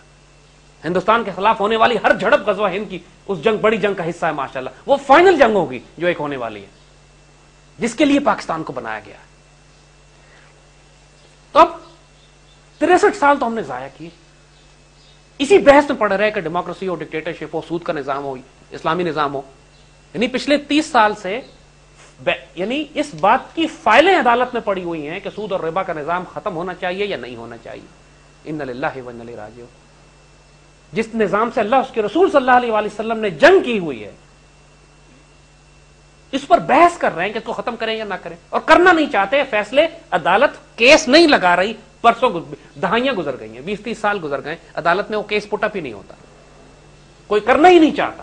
کسی سیاسی جماعت کے مینیفیسٹو میں ہی نہیں ہے یہ بات کہ ہم ان فائلوں کو نکال کر سامنے لائیں اور بات کریں کہ جی بیت المال کی بنیاد پر نظام شروع کرو، یہ سود اور ربا کا نظام ختم کرو. اللہ اس کے رسول صلی اللہ علیہ وآلہ وسلم سے حالت جنگ میں سب کے سب. اب ہمارے پاس آپشن کیا تھا؟ ہم کس طرح کام کرتے ہیں؟ مختلف طریقہ کار ہیں کام کرنے کے. ایک طریقہ کار نعوذ باللہ یہ ہوتا کہ ان بدبختوں تحریک طالبان کی طرح ہم پاکستان کی ریاست کے خلاف اعلان جنگ کر دیتے. ان کمبختوں نے اعلان جنگ کر دیا ریاست کے خلاف، مسلمانوں کو قتل کر رہے ہیں، امت کو نقصان پہنچا رہے ہیں، پاکستان فوج کو نقصان پہنچا رہے ہیں، پاکستان کی ریاست کو نقصان پہنچا رہے ہیں، خدمت کر رہے ہیں یہودیوں کی اور ہندوؤں کی، انہی سے پیسے بھی لے رہے ہیں. اور خوارج کہلائے، انہی کو کہتے ہیں جو امت سے کٹ کے الگ ہو گئے، خارج ہو گئے دین کے ساتھ. خوارج، تاریخ میں ان کو خوارج کہا گیا، خارجی کہا گیا. نعوذ باللہ ایک طریقہ تو جہنمی طریقہ ہے جو انہوں نے اختیار کیا. دوسرا طریقہ سیاست کا طریقہ اختیار کرتے، جیسے یہ پلیت سیاسی جماعتیں استعمال کر رہی ہیں. عوامی نیشنل پارٹی ہے، MQM ہے، پیپلز پارٹی ہے. انہوں نے سیاست کا طریقہ اختیار کیا ہے لیکن مقصد ان کا ایک ہی ہے، ملک کو توڑنا. عوامی نیشنل پارٹی بھی سیپریٹسٹ ہے پختونستان بنانے کے لیے، اور MQM بھی سیپریٹسٹ ہے. لوگ MQM کو سیپریٹسٹ نہیں سمجھتے، اچھی طرح ہم بتا رہے ہیں. ہم ہوں یا نہ ہوں اس بات کو یاد رکھنا، دھوکہ نہیں کھانا. MQM مکتی بانی ہے، MQM پاکستان توڑنے کے لیے آئی ہے. بھولنا نہیں اس بات کو، کبھی شک نہیں کرنا اس بات کے اوپر. شک کرو گے بے عزت ہوگے، مارے جاؤ گے. پھر اس وقت پتہ لگے گا جب یہ تمہارے دروازے توڑ کے گھروں میں گھس رہے ہوں گے. بات ابھی سمجھ لو، وارننگز ابھی آتی ہے. انہوں نے سیاست کا طریقہ اختیار کیا اور اس سیاست کے نظام میں آ کے یہ حکومت میں گھس گئے. صوبہ ان کے پاس چلا گیا، سندھ ان کے پاس چلا گیا، فرنٹیئر ان کے پاس چلا گیا، مرکز میں بھی ان کے لوگ آ گئے. اور اب دیکھو یہاں بیٹھ کر یہ پاکستان کو 20 حصوں میں توڑنے کی بات کر رہے ہیں. سرائکی صوبہ الگ بنا دو، صدرن پنجاب الگ کر دو، کراچی کو الگ صوبہ کر دو. یعنی توبہ استغفار. گلگت بلتستان کو الگ صوبہ بنا دو، ہزارہ کو الگ صوبہ بنا دو. ان کی مت ماری گئی ہے کہ یہ کس طرح دشمنوں کے ہاتھوں میں استعمال ہو رہے ہیں بے غیرت، کہ اس پاکستان کو توڑ توڑ کے جتنے مرضی اور صوبے بھی کس بنیاد پر؟ قومیت اور لسانیت کی بنیاد پر. یعنی ایڈمنسٹریٹو ڈویژن ہو تو آدمی کہے کہ ٹھیک ہے چھوٹے چھوٹے علاقوں کو تقسیم کر لو ایڈمنسٹریٹو کے حساب سے، مگر جب آپ تفریق ڈال رہے ہیں لسانیت اور قومیت کی بنیاد پر، تو اس سے بڑا فتنہ، اس سے بڑا تفرقہ تو استغفر اللہ العظیم امت کے لیے ہو ہی کوئی نہیں سکتا. اقبال کہہ رہے ہیں بتانوں رنگ و خون کو توڑ کر ملت میں گم ہو جا. یہ کہہ رہے ہیں ہم ہزارہ ہیں، ہم سرائکی ہیں، ہم سندھی ہیں، ہم اردو بولنے والے ہیں، ہم پنجابی ہیں. ان للہ و انا الیہ راجعون.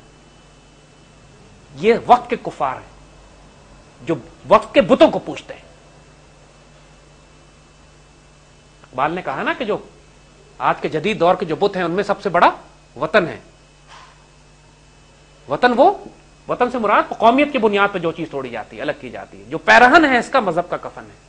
یعنی جو وطن کو پروموٹ کرے گا، اپنی قوم کو پروموٹ کرے گا، میں پشتون ہوں، میں اردو اسپیکنگ ہوں، میں پنجابی ہوں، میں کشمیری ہوں، وہ مذہب کو کفن پہنا رہا ہوگا، دین کو دفن کر رہا ہوگا. وہ یاد رکھنا اس بات کو. کبھی اللہ کے فضل سے ہم اس کمرے میں سارے بیٹھے ہوئے ہیں مختلف بیک گراؤنڈز کے. کوئی کشمیری ہے، کوئی اردو اسپیکنگ ہے، کوئی پشتو اسپیکنگ ہے، کوئی پنجابی ہے، کوئی بلوچ ہے. کوئی فرق پڑتا ہے ہمیں اس بات سے؟ ہم یہ کیوں بیٹھے ہیں؟ ہماری نسبت رسول پہ. ہم صرف اس لیے بیٹھے ہیں یہاں. اور یہی امت کا تاج ہے. جس نے اس تاج کو کھیڑ دیا، جس نے امت کی آبرو ختم کر دی، اپنے آپ کو قومیت میں توڑ دیا، وہ جاہلیت کی موت مرے گا. وہ جاہلیت میں چلا گیا، جاہلیت کی موت نصیب ہوگی اسے. ہمیں کوئی فرق پڑتا ہے اس بات سے کہ آپ کے پاکستان کے یا امت مسلمہ کے کس علاقے سے تعلق ہے آپ کا؟ کچھ فرق نہیں پڑتا اس بات سے. ہمارے لیے اتنا یہ بات کافی ہے کہ سارے امت رسول کے ماشاءاللہ فرد ہیں، اور ہمارے حضور صلی اللہ علیہ وسلم سے پیار کرنے والے، مدینہ ثانی پاکستان سے پیار کرنے والے، اور امت کی تکلیف میں آنسو بہانے والے ہیں. ہمارے لیے یہی نسبت ہے اور کوئی نسبت نہیں ہے. تو بیٹا سب سے پہلا کام جو ہمیں کرنا تھا وہ یہی کرنا تھا کہ اس مملکت خداداد پاکستان کو، اللہ کی دی ہوئی مملکت ہے، اس کو جو توڑا جا رہا ہے، بکھیرا جا رہا ہے، قومیت کی بنیاد پہ، لسانیت کی بنیاد پہ، فرقہ واریت کی بنیاد پہ، سیاسی اور مذہبی تفرقوں میں تقسیم کر دیا گیا، اس کو اکٹھا کریں، یہ پہلا کام تھا۔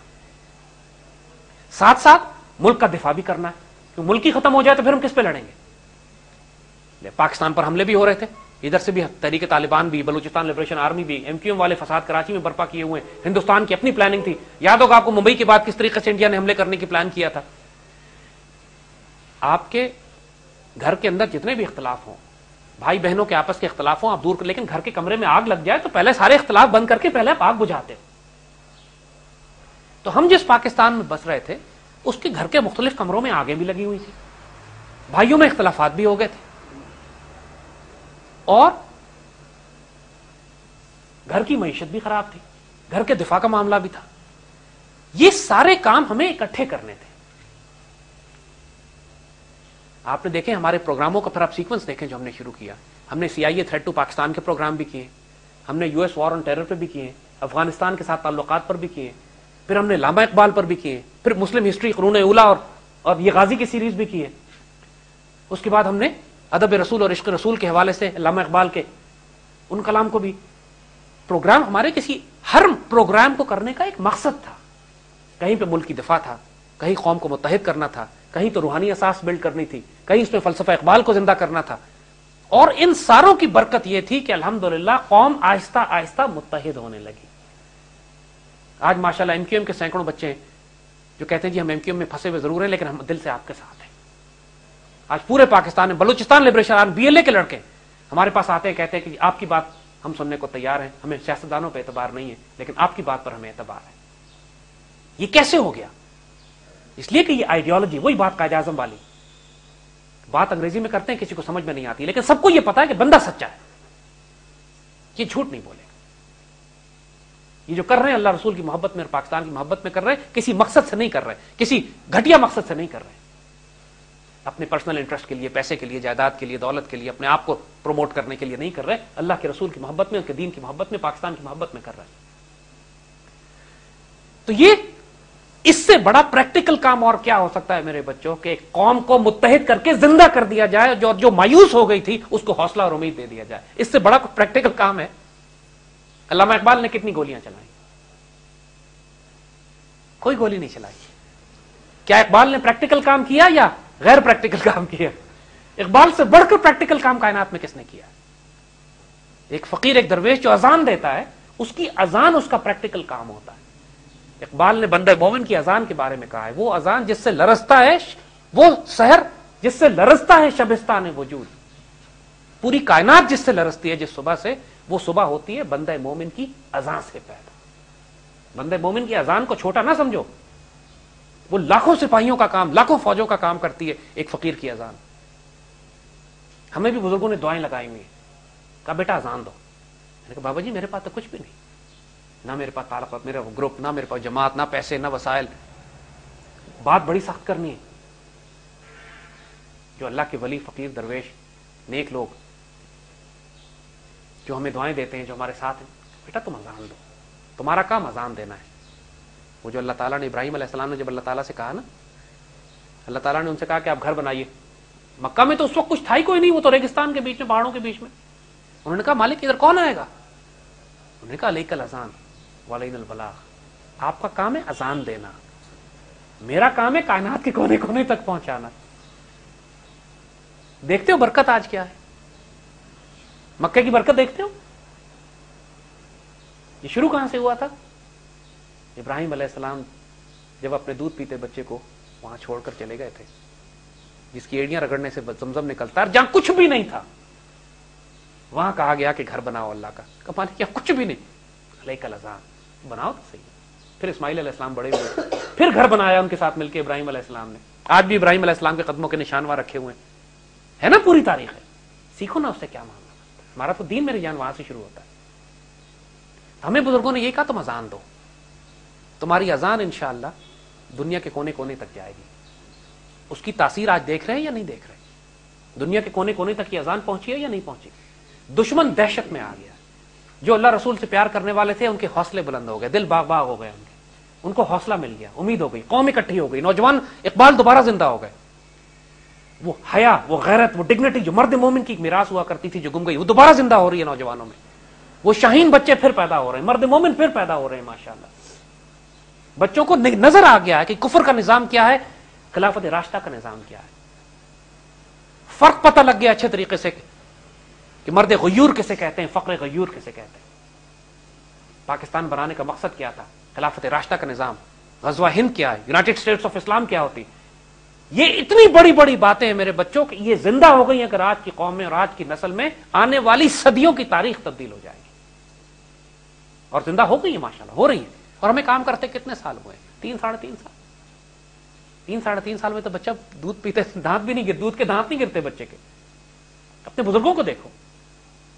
حضور صلی اللہ علیہ وسلم نے مکے کے 13 برس مکے کے دور کے گزرے، پھر 10 برس مدینے کے تقریباً. علامہ اقبال کو 30 سال لگے، 35 سال لگے. آج کے دور میں ٹیکنالوجی کی وجہ سے جو کام پہلے 10-10 20-20 سال میں ہوتا تھا آج یہ کام مہینوں میں ہو جاتے ہیں. ٹیکنالوجی کا فائدہ ہے نا، اذانیں دور تک چلی جاتی. تو الحمدللہ اتنا وقت ہمیں نہیں لگے گا کہ دہائیاں لگ جائیں. اللہ کے حکم سے انشاءاللہ 1 2 سال 3 سال کے اندر ہی بہت بڑے بڑے معاملات ہو جائیں گے. لیکن ابھی جو چیز ہے، ہم چاروں طرف سے ہم پر حملہ کیا جا رہا ہے. ہم سے مطلب پاکستان پر. پاکستان کی معیشت کو بھی تباہ کیا جا رہا ہے، پاکستان میں عدلیہ کا نظام بھی خراب ہے، دہشت گرد ہیں، جنگیں جاری ہیں ملک کے اندر، سیاستدان ملک کے حصے بخرے کرنے پہ تلے ہوئے ہیں، ہماری نظریاتی اور روحانی اساس پر حملہ ہو رہا ہے. پاکستان کو کنفیوز کیا جا رہا ہے کہ پاکستان بھی ٹھیک بنا تھا یا غلط بنا. اردو زبان کو ضائع کیا جا رہا ہے. حملے بھی تو دیکھو نا کتنے ہو رہے ہیں چاروں طرف سے. اور کتنے لوگ ہیں جو اس سارے طوفان کے مقابلے پہ کھڑے ہیں. ایک چھوٹی سی جماعت، ایک فقیر، چند بچے. مطلب ہمارے پیچھے کون ہے؟ ہوش میں کچھ سوچو تو صحیح نا. ہمارے مخالف کون ہے اور ہمارے ساتھ کون کھڑا؟ پورا امریکہ ہمارے خلاف، پورا انڈیا ہمارے خلاف، پاکستان کے اندر سارا پلیت سیاسی نظام ہمارے خلاف، دہشت گرد مولوی ہمارے خلاف، تحریک طالبان، BLA MQM ہمارے خلاف. دنیا کا کوئی کفر مشرق مغرب میں ایسا نہیں ہے جو ہمارے خلاف نہ ہو. ظاہراً ہمارے ساتھ کون؟ ظاہراً ہمارے ساتھ کوئی بھی نہیں سوائے مسکین فقراء، اللہ سے رسول سے پیار کرنے والے، ان بچوں کے جن کے ہاتھ میں کوئی اختیار، نہ کوئی طاقت، نہ کوئی پیسہ.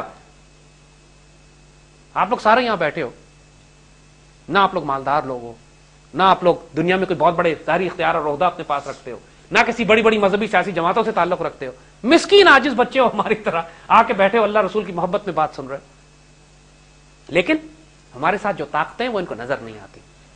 اللہ تعالیٰ فرماتا ہے نا کہ جب اللہ کے بندے ثابت قدم ہو جاتے ہیں اپنے، وہ جو جماعت ثابت قدم ہو جاتی ہے، الذین قالوا ربنا اللہ ثم استقاموا، جس جماعت نے کہا کہ اللہ ہمارا رب ہے اور اس پہ قائم ہو گئے، تتنزل علیہم الملائکہ، ان پر ملائکہ نازل ہوتے ہیں. اور وہ پھر ان کو نظر نہیں آتے آنکھوں سے. اور ملائکہ کے نازل ہونے کا کیا مطلب ہے؟ اگر جنگ بدر ہو تو پھر فزیکل مطلب ہے. جنگ بدر میں تو اللہ نے کہا ہے نا کہ اللہ نے صف در صف ملائکہ نازل کیے. باقاعدہ اگر آپ جنگ بدر کے مقام پہ جائیں، آج آپ اگر حجاز جائیں اور وہاں جنگ بدر کے مقام پہ جائیں تو وہاں دیوار پہ انہوں نے نقشے بنائے ہوئے ہیں.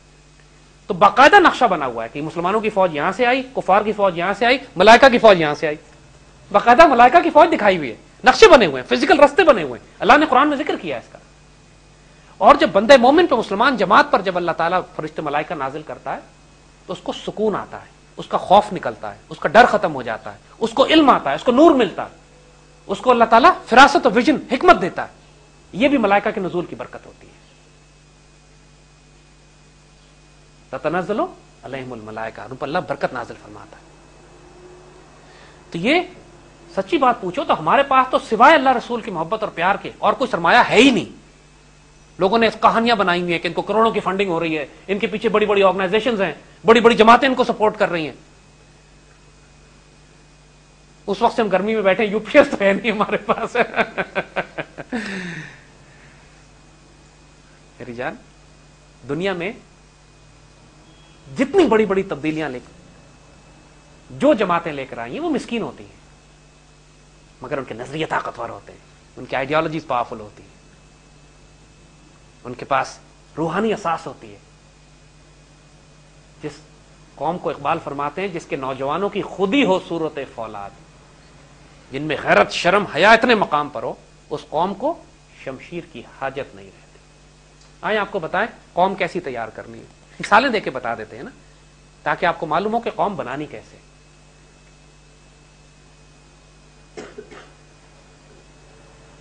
اس معاشرے میں اتنا عدل قائم ہو جاتا ہے، وہ نسل ایسی بنتی ہے پھر، اور اس نسل کے نتیجے میں جو معاشرے میں اثر آتا ہے وہ اتنا عدل کا ہوتا ہے کہ خود میرے آقا صلی اللہ علیہ وآلہ وسلم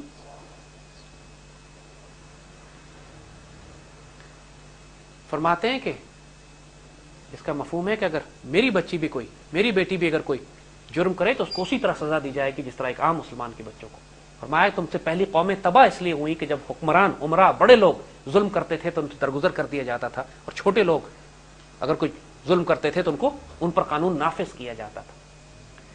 تو اللہ کا دین آیا تھا مساوات قائم کرنے کے لیے، عدل قائم کرنے کے لیے۔ جو کفار نے جب مسلمانوں کی فوجوں میں اپنے جاسوس بھیجے تو ان جاسوسوں نے کہا کہ یہ عجیب و غریب قوم ہے، یہ راتوں کو راہب نظر آتے ہیں، رات کو کھڑے ہو کے ساری رات ایسی عبادت کرتے ہیں کہ لگے کہ راہب ہے، دنیا سے کام ہی کوئی نہیں، اور یہ دن کے شہ سوار ہیں، دن میں دیکھو تو ایسی شہ سواری کرتے ہیں، ایسے میدان جنگ میں ہوتے ہیں، لگتا ہی نہیں کہ ان کو دنیا میں اور کوئی کام آتا۔ اور پھر ان میں جب امیر بھی قانون توڑتا ہے، اللہ کے حکم کے خلاف ورزی کرتا ہے، تو یہ اس کو اسی طرح سزا دیتے ہیں جیسے کسی عام آدمی کو۔ اور آئیں آپ کو مثالیں دیتے ہیں۔ سمرقند حضرت عمر بن عبدالعزیز، اور حضرت عمر بن عبدالعزیز سیدنا عمر رضی اللہ تعالیٰ عنہ کی اولاد سے ہیں۔ حضرت عمر عبدالعزیز کا دور تو مسلمان فوجیں سینٹرل ایشیا میں، جو آج سمرقند بخارا کا آپ نام سنتے ہیں، سمرقند کا شہر مسلمانوں نے فتح کر لیا حضرت قتیبہ بن مسلم کی سربراہی میں، مسلمان فوجیں گئی سمرقند فتح کر لیا۔ اس زمانے میں مسلمانوں کا جنگی قانون تھا کہ جب کسی شہر کو فتح کرنے جاتے تو ان کو پہلے اسلام کی دعوت دیتے، پھر کہتے اگر اسلام نہیں مانتے تو جزیہ دو، مسلمان حکمرانوں کے اندر آ جاؤ، یا پھر تلوار فیصلہ کرے گی، اور اس کے لیے 3 دن کا مہلت دی جاتی تھی کہ تم 3 دن فیصلہ کرو۔ قتیبہ بن مسلم نے یہ دیکھا کہ 3 دن جو دشمنوں کو دیے گئے ہیں، دشمن اس میں فیصلہ کرنے کے بجائے یہ باہر سے امداد بلا رہے ہیں، کمک منگا رہے ہیں کہ مضبوط کر لیں اپنے آپ کو۔ تو انہوں نے موقع کا فائدہ اٹھایا اور حملہ کیا اور شہر پہ قبضہ کر لیا، مسلمانوں نے سمرقند پہ قبضہ کر لیا، اب پورا شہر مسلمانوں کا قبضہ ہو گیا۔ اب دیکھیے انصاف، جو وہاں کا راہب تھا، وہ لوگ بت پرست تھے، مجوسی تھے، جو بھی وہاں کا جو راہب تھا، اس نے مسلمان کمانڈر سے کہا کہ آپ نے اپنا قانون توڑا ہے، آپ کو 3 دن کی مہلت دینی چاہیے تھی، آپ نے ہمیں مہلت نہیں دی۔ انہوں نے کہا جنگ میں تو ہوتا ہے یہ سب کچھ، جنگ تھی، حالت جنگ کا سلسلہ تھا، تو انہوں نے دیکھا کہ تم اور تیاری کر رہے ہو، ہم نے حملہ کر کے قبضہ کر لیا۔ کہتے نہیں، آپ نے اپنی شریعت کا قانون توڑا ہے، آپ نے مہلت دیتے، ہم شاید غور فکر ہم کر رہے تھے اس بات پہ کہ شاید یا ایمان لائیں یا جزیہ دیں، آپ نے تلوار کے زور پر ہم سے زیادتی کی۔ اب یہ سوچو اس زمانے میں کوئی یہ بات سمجھنے سننے والا؟ مسلمان کمانڈر ان چیف نے کہا میں نے تو جو کرنا تھا کر لیا، تمہیں شکایت ہے خلیفہ کے پاس جاؤ۔ اب وہ راہب نے اپنا ایک نمائندہ بھیجا حضرت عمر بن عبدالعزیز کے پاس دمشق، سینٹرل ایشیا سے دمشق پہنچا۔ دمشق آیا، لوگوں سے کہتا ہے تمہارا امیر کہاں رہتا ہے؟ ایک بہت بڑی مسجد تھی، وہاں نماز ہو رہی تھی، لوگوں سے کہتا ہے کیا یہ امیر کا گھر ہے؟ میں کہا نہیں، یہ تو اللہ کا گھر ہے۔ لوگوں نے پوچھا اس سے تم نماز نہیں پڑھو گے؟ کہتا نہیں، میں تو سمرقند والوں کے مذہب پہ ہوں، یہ میرا مذہب نہیں۔ لوگوں نے کہا اچھا ٹھیک ہے، کیا مسئلہ کیا ہے؟ کہتے ہم نے امیر کے پاس جانا ہے۔ اس طرف گیا تو سامنے دیکھا کہ ایک آدمی سیڑھی لگا کر اپنے گھر کی چھت پر مٹی لیپ رہا ہے، اور ایک عورت سر پہ گارا رکھ کے اس کو دے رہی ہے۔ تو واپس آ کے لوگوں سے کہتا ہے کہ میں نے تم سے امیر کا گھر پوچھا تھا، خلیفہ کا گھر پوچھا تھا، تم نے مجھے کسی فقیر کے یہاں بھیج دیا۔ انہوں نے کہا بابا وہی ہمارے امیر ہے۔ حضرت عمر بن عبدالعزیز اپنے گھر کے اوپر مٹی لیپ رہے تھے اور ان کی بیوی گارا اٹھا کے دے رہی تھی۔ تو جب وہاں دوبارہ پہنچتا ہے تو کہتا ہے کہ میں نے امیر سے ملنا ہے۔ تو سیدنا عمر بن عبدالعزیز پھر تشریف لاتے ہیں اسی حالت میں، پوچھتے ہیں کیا بات ہے؟ جی میں سمرقند سے آیا ہوں، آپ کی فوجوں نے زیادتی کی ہے، ہمارے شہر پر قبضہ کر لیا، ہمیں موقع نہیں دیا کہ ہم وہ 3 دن جو آپ نے دینے ہوتے ہیں ہمیں نہیں دیے، کوئی وقت نہیں ضائع کیا گیا، کوئی مقدمے نہیں لگے، کوئی یہ کہا مسلمان فوجیں جو اس وقت چین سے لے کر اسپین پر حکومت کر رہی ہیں اس کے امیر ہیں یہ عمر بن عبدالعزیز۔ اسی خط کو پیچھے خط کے اوپر مسلمان جرنیل کو قتیبہ بن مسلم کو خط لکھتے ہیں، ایک امیر مقرر کرو، قاضی مقرر کرو، ایک جج مقرر کرو، وہ جج یہ فیصلہ کرے گا کہ تم نے شریعت توڑی ہے یا شریعت نہیں توڑی، اور اس کے پیچھے مہر لگا کے کہا جاؤ اس خط کو لے جا کے مسلمان امیر کو دے دو۔ اس کا دل ہی بیٹھ گیا اس قاصد کا، کس سے کیا ہونا ہے؟ یا تو ہوتا فوجیں بھیجتے یہاں سے، یہ جا کے اس کو پکڑتے سزا دیتے، وہ اس پورے علاقے کے گورنر ہیں، جنرل ہیں وہاں کے، تلوار فوج ان کے پاس ہے۔ امیر نے صرف خط لکھ کے کہا کہ قاضی اپوائنٹ کو، قاضی بھی وہ خود ہی اپوائنٹ کریں، انہیں اپنی مرضی کا قاضی۔ تم سوچ سکتے ہیں کوئی انصاف ہو سکتا ہے اس طریقے سے؟ دنیا کی نظر میں تو انصاف ہو نہیں سکتا اس طریقے سے۔ یہ خط واپس سمرقند گیا، اب سمرقند کے راہب نے یہ خط دیکھا تو وہ بھی پریشان ہو گیا کہ اب انصاف کیسے ہو سکتا ہے. لیکن یہ خط لے کے گیا قتیبہ بن مسلم کے پاس. واقعات میں ہے کہ اس وقت قتیبہ کا انتقال ہو چکا تھا, ان کے نائب تھے, ان تک یہ خط پہنچا کہ جی آپ کے امیر نے یہ خط بھیجا ہے کہ آپ قاضی مقرر کریں اور یہ فیصلہ کریں کہ مسلمان فوجوں نے سمرقند پر قبضہ جائز کیا ہے یا ناجائز کیا ہے.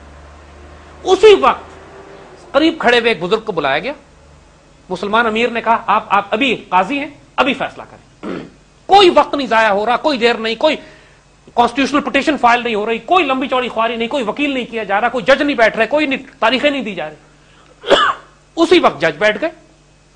اب ظاہر ہے جج کس کے خلاف ہے؟ ایک راہب ہے جو سمرقند کے بخارا سمرقند کے لوگوں کو نمائندگی کر رہا ہے, اور ایک مسلمان جنرل ہے, مسلمان امیر قتیبہ بن مسلم کے جو نمائندے تھے ان کو بھی سامنے کھڑا کر دیا گیا اسی وقت. اب سوچئے ایک گورنر اس پورے علاقے کا, اپنے ہی لوگوں میں سے مسلمانوں میں سے ایک عام مسلمان کو قاضی بنا دیا گیا, اور پورے سمرقند کے شہریوں کی نمائندگی کرنے والا راہب. انہوں نے فیصلہ کیا, انہوں نے دیکھا, انہوں نے کہا ہاں بات تو بالکل ٹھیک ہے, مسلمان فوجوں نے شریعت کی خلاف ورزی کی, مسلمان جنگی قانون توڑا, لہذا یہ شہر سمرقند کے لوگوں کو واپس کیا جاتا ہے, مسلمان فوجیں یہاں سے نکل جائیں گی. آپ یقین کریں گے دنیا کی تاریخ میں ایسا کوئی واقعہ؟ اور اگلے دن, اور سمرقند والے سمجھے کہ یہ کوئی ڈرامہ ہو رہا ہے, کوئی تماشا ہے, مذاق ہو رہا ہے ان کے ساتھ, یقین ہی نہ آیا ان لوگوں کو. لیکن اگلے دن دیکھا کئی لاکھ مسلمان فوج اپنے تمام گھڑ سوار دستوں کے ساتھ, اپنی تمام پیادہ فوجوں کے ساتھ, تمام مال غنیمت جو لیا گیا تھا شہریوں کو واپس کیا گیا, اور مسلمان فوج شہر سے باہر نکل رہی ہے کہ ہمارے قاضی نے اللہ کے حکم کے مطابق فیصلہ کیا ہے کہ ہم نے اللہ کا قانون توڑا ہے, لہذا ہم اس شہر سے باہر جا رہے ہیں. بیٹا یہ معاشرہ قائم ہوتا ہے. باہر نکلے تھوڑی دوری گئے ہوں گے, اہل سمرقند چیخے مار مار کے رونے لگے, ہمیں واپس چاہیے آپ, اور خود آئے مسلمانوں سے کہتے ہیں یہ شہر آپ کا ہے. وہ دن اور آج کا دن اہل سمرقند مسلمان ہے ماشاءاللہ.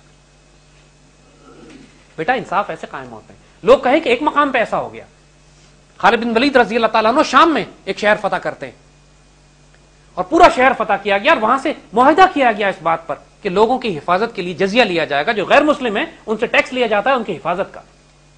لیکن پھر ضرورت پڑ گئی مسلمانوں کو کسی اور محاذ پہ جانے کی. مسلمان فاتح قوم جس نے پورا شہر فتح کیا ہوا ہے, ایک ایک درہم و دینار واپس کرتے ہیں اہل شہر کو کہ جی ہم نے تم سے تمہاری حفاظت کے وعدے پر یہ پیسے لیے تھے, اب تمہاری حفاظت نہیں کر سکتے, تمہارے پیسے واپس کیے جا رہے ہیں. وہ شہر جس کو تلوار کے زور پہ فتح کیا گیا, انسانیت کی تاریخ میں کوئی مثال ایسی دے سکتا؟ یہ عدل کا نظام ہے بیٹا جو نافذ کرنا, جو اس وقت اس اسلامی معاشرے میں یہ عدل کا نظام قائم ہوتا ہے. آج پاکستان کا حال دیکھو, کیا عدل کا یہ نظام ہے یہاں؟ ان للہ و انا الیہ راجعون. چاہے جمہوریت ہو یا ڈکٹیٹرشپ ہو, ہم نے 63 سال ہر چیز دیکھ لی ہے نا, کسی نے عدل کا یہ نظام دیا ہے نہیں.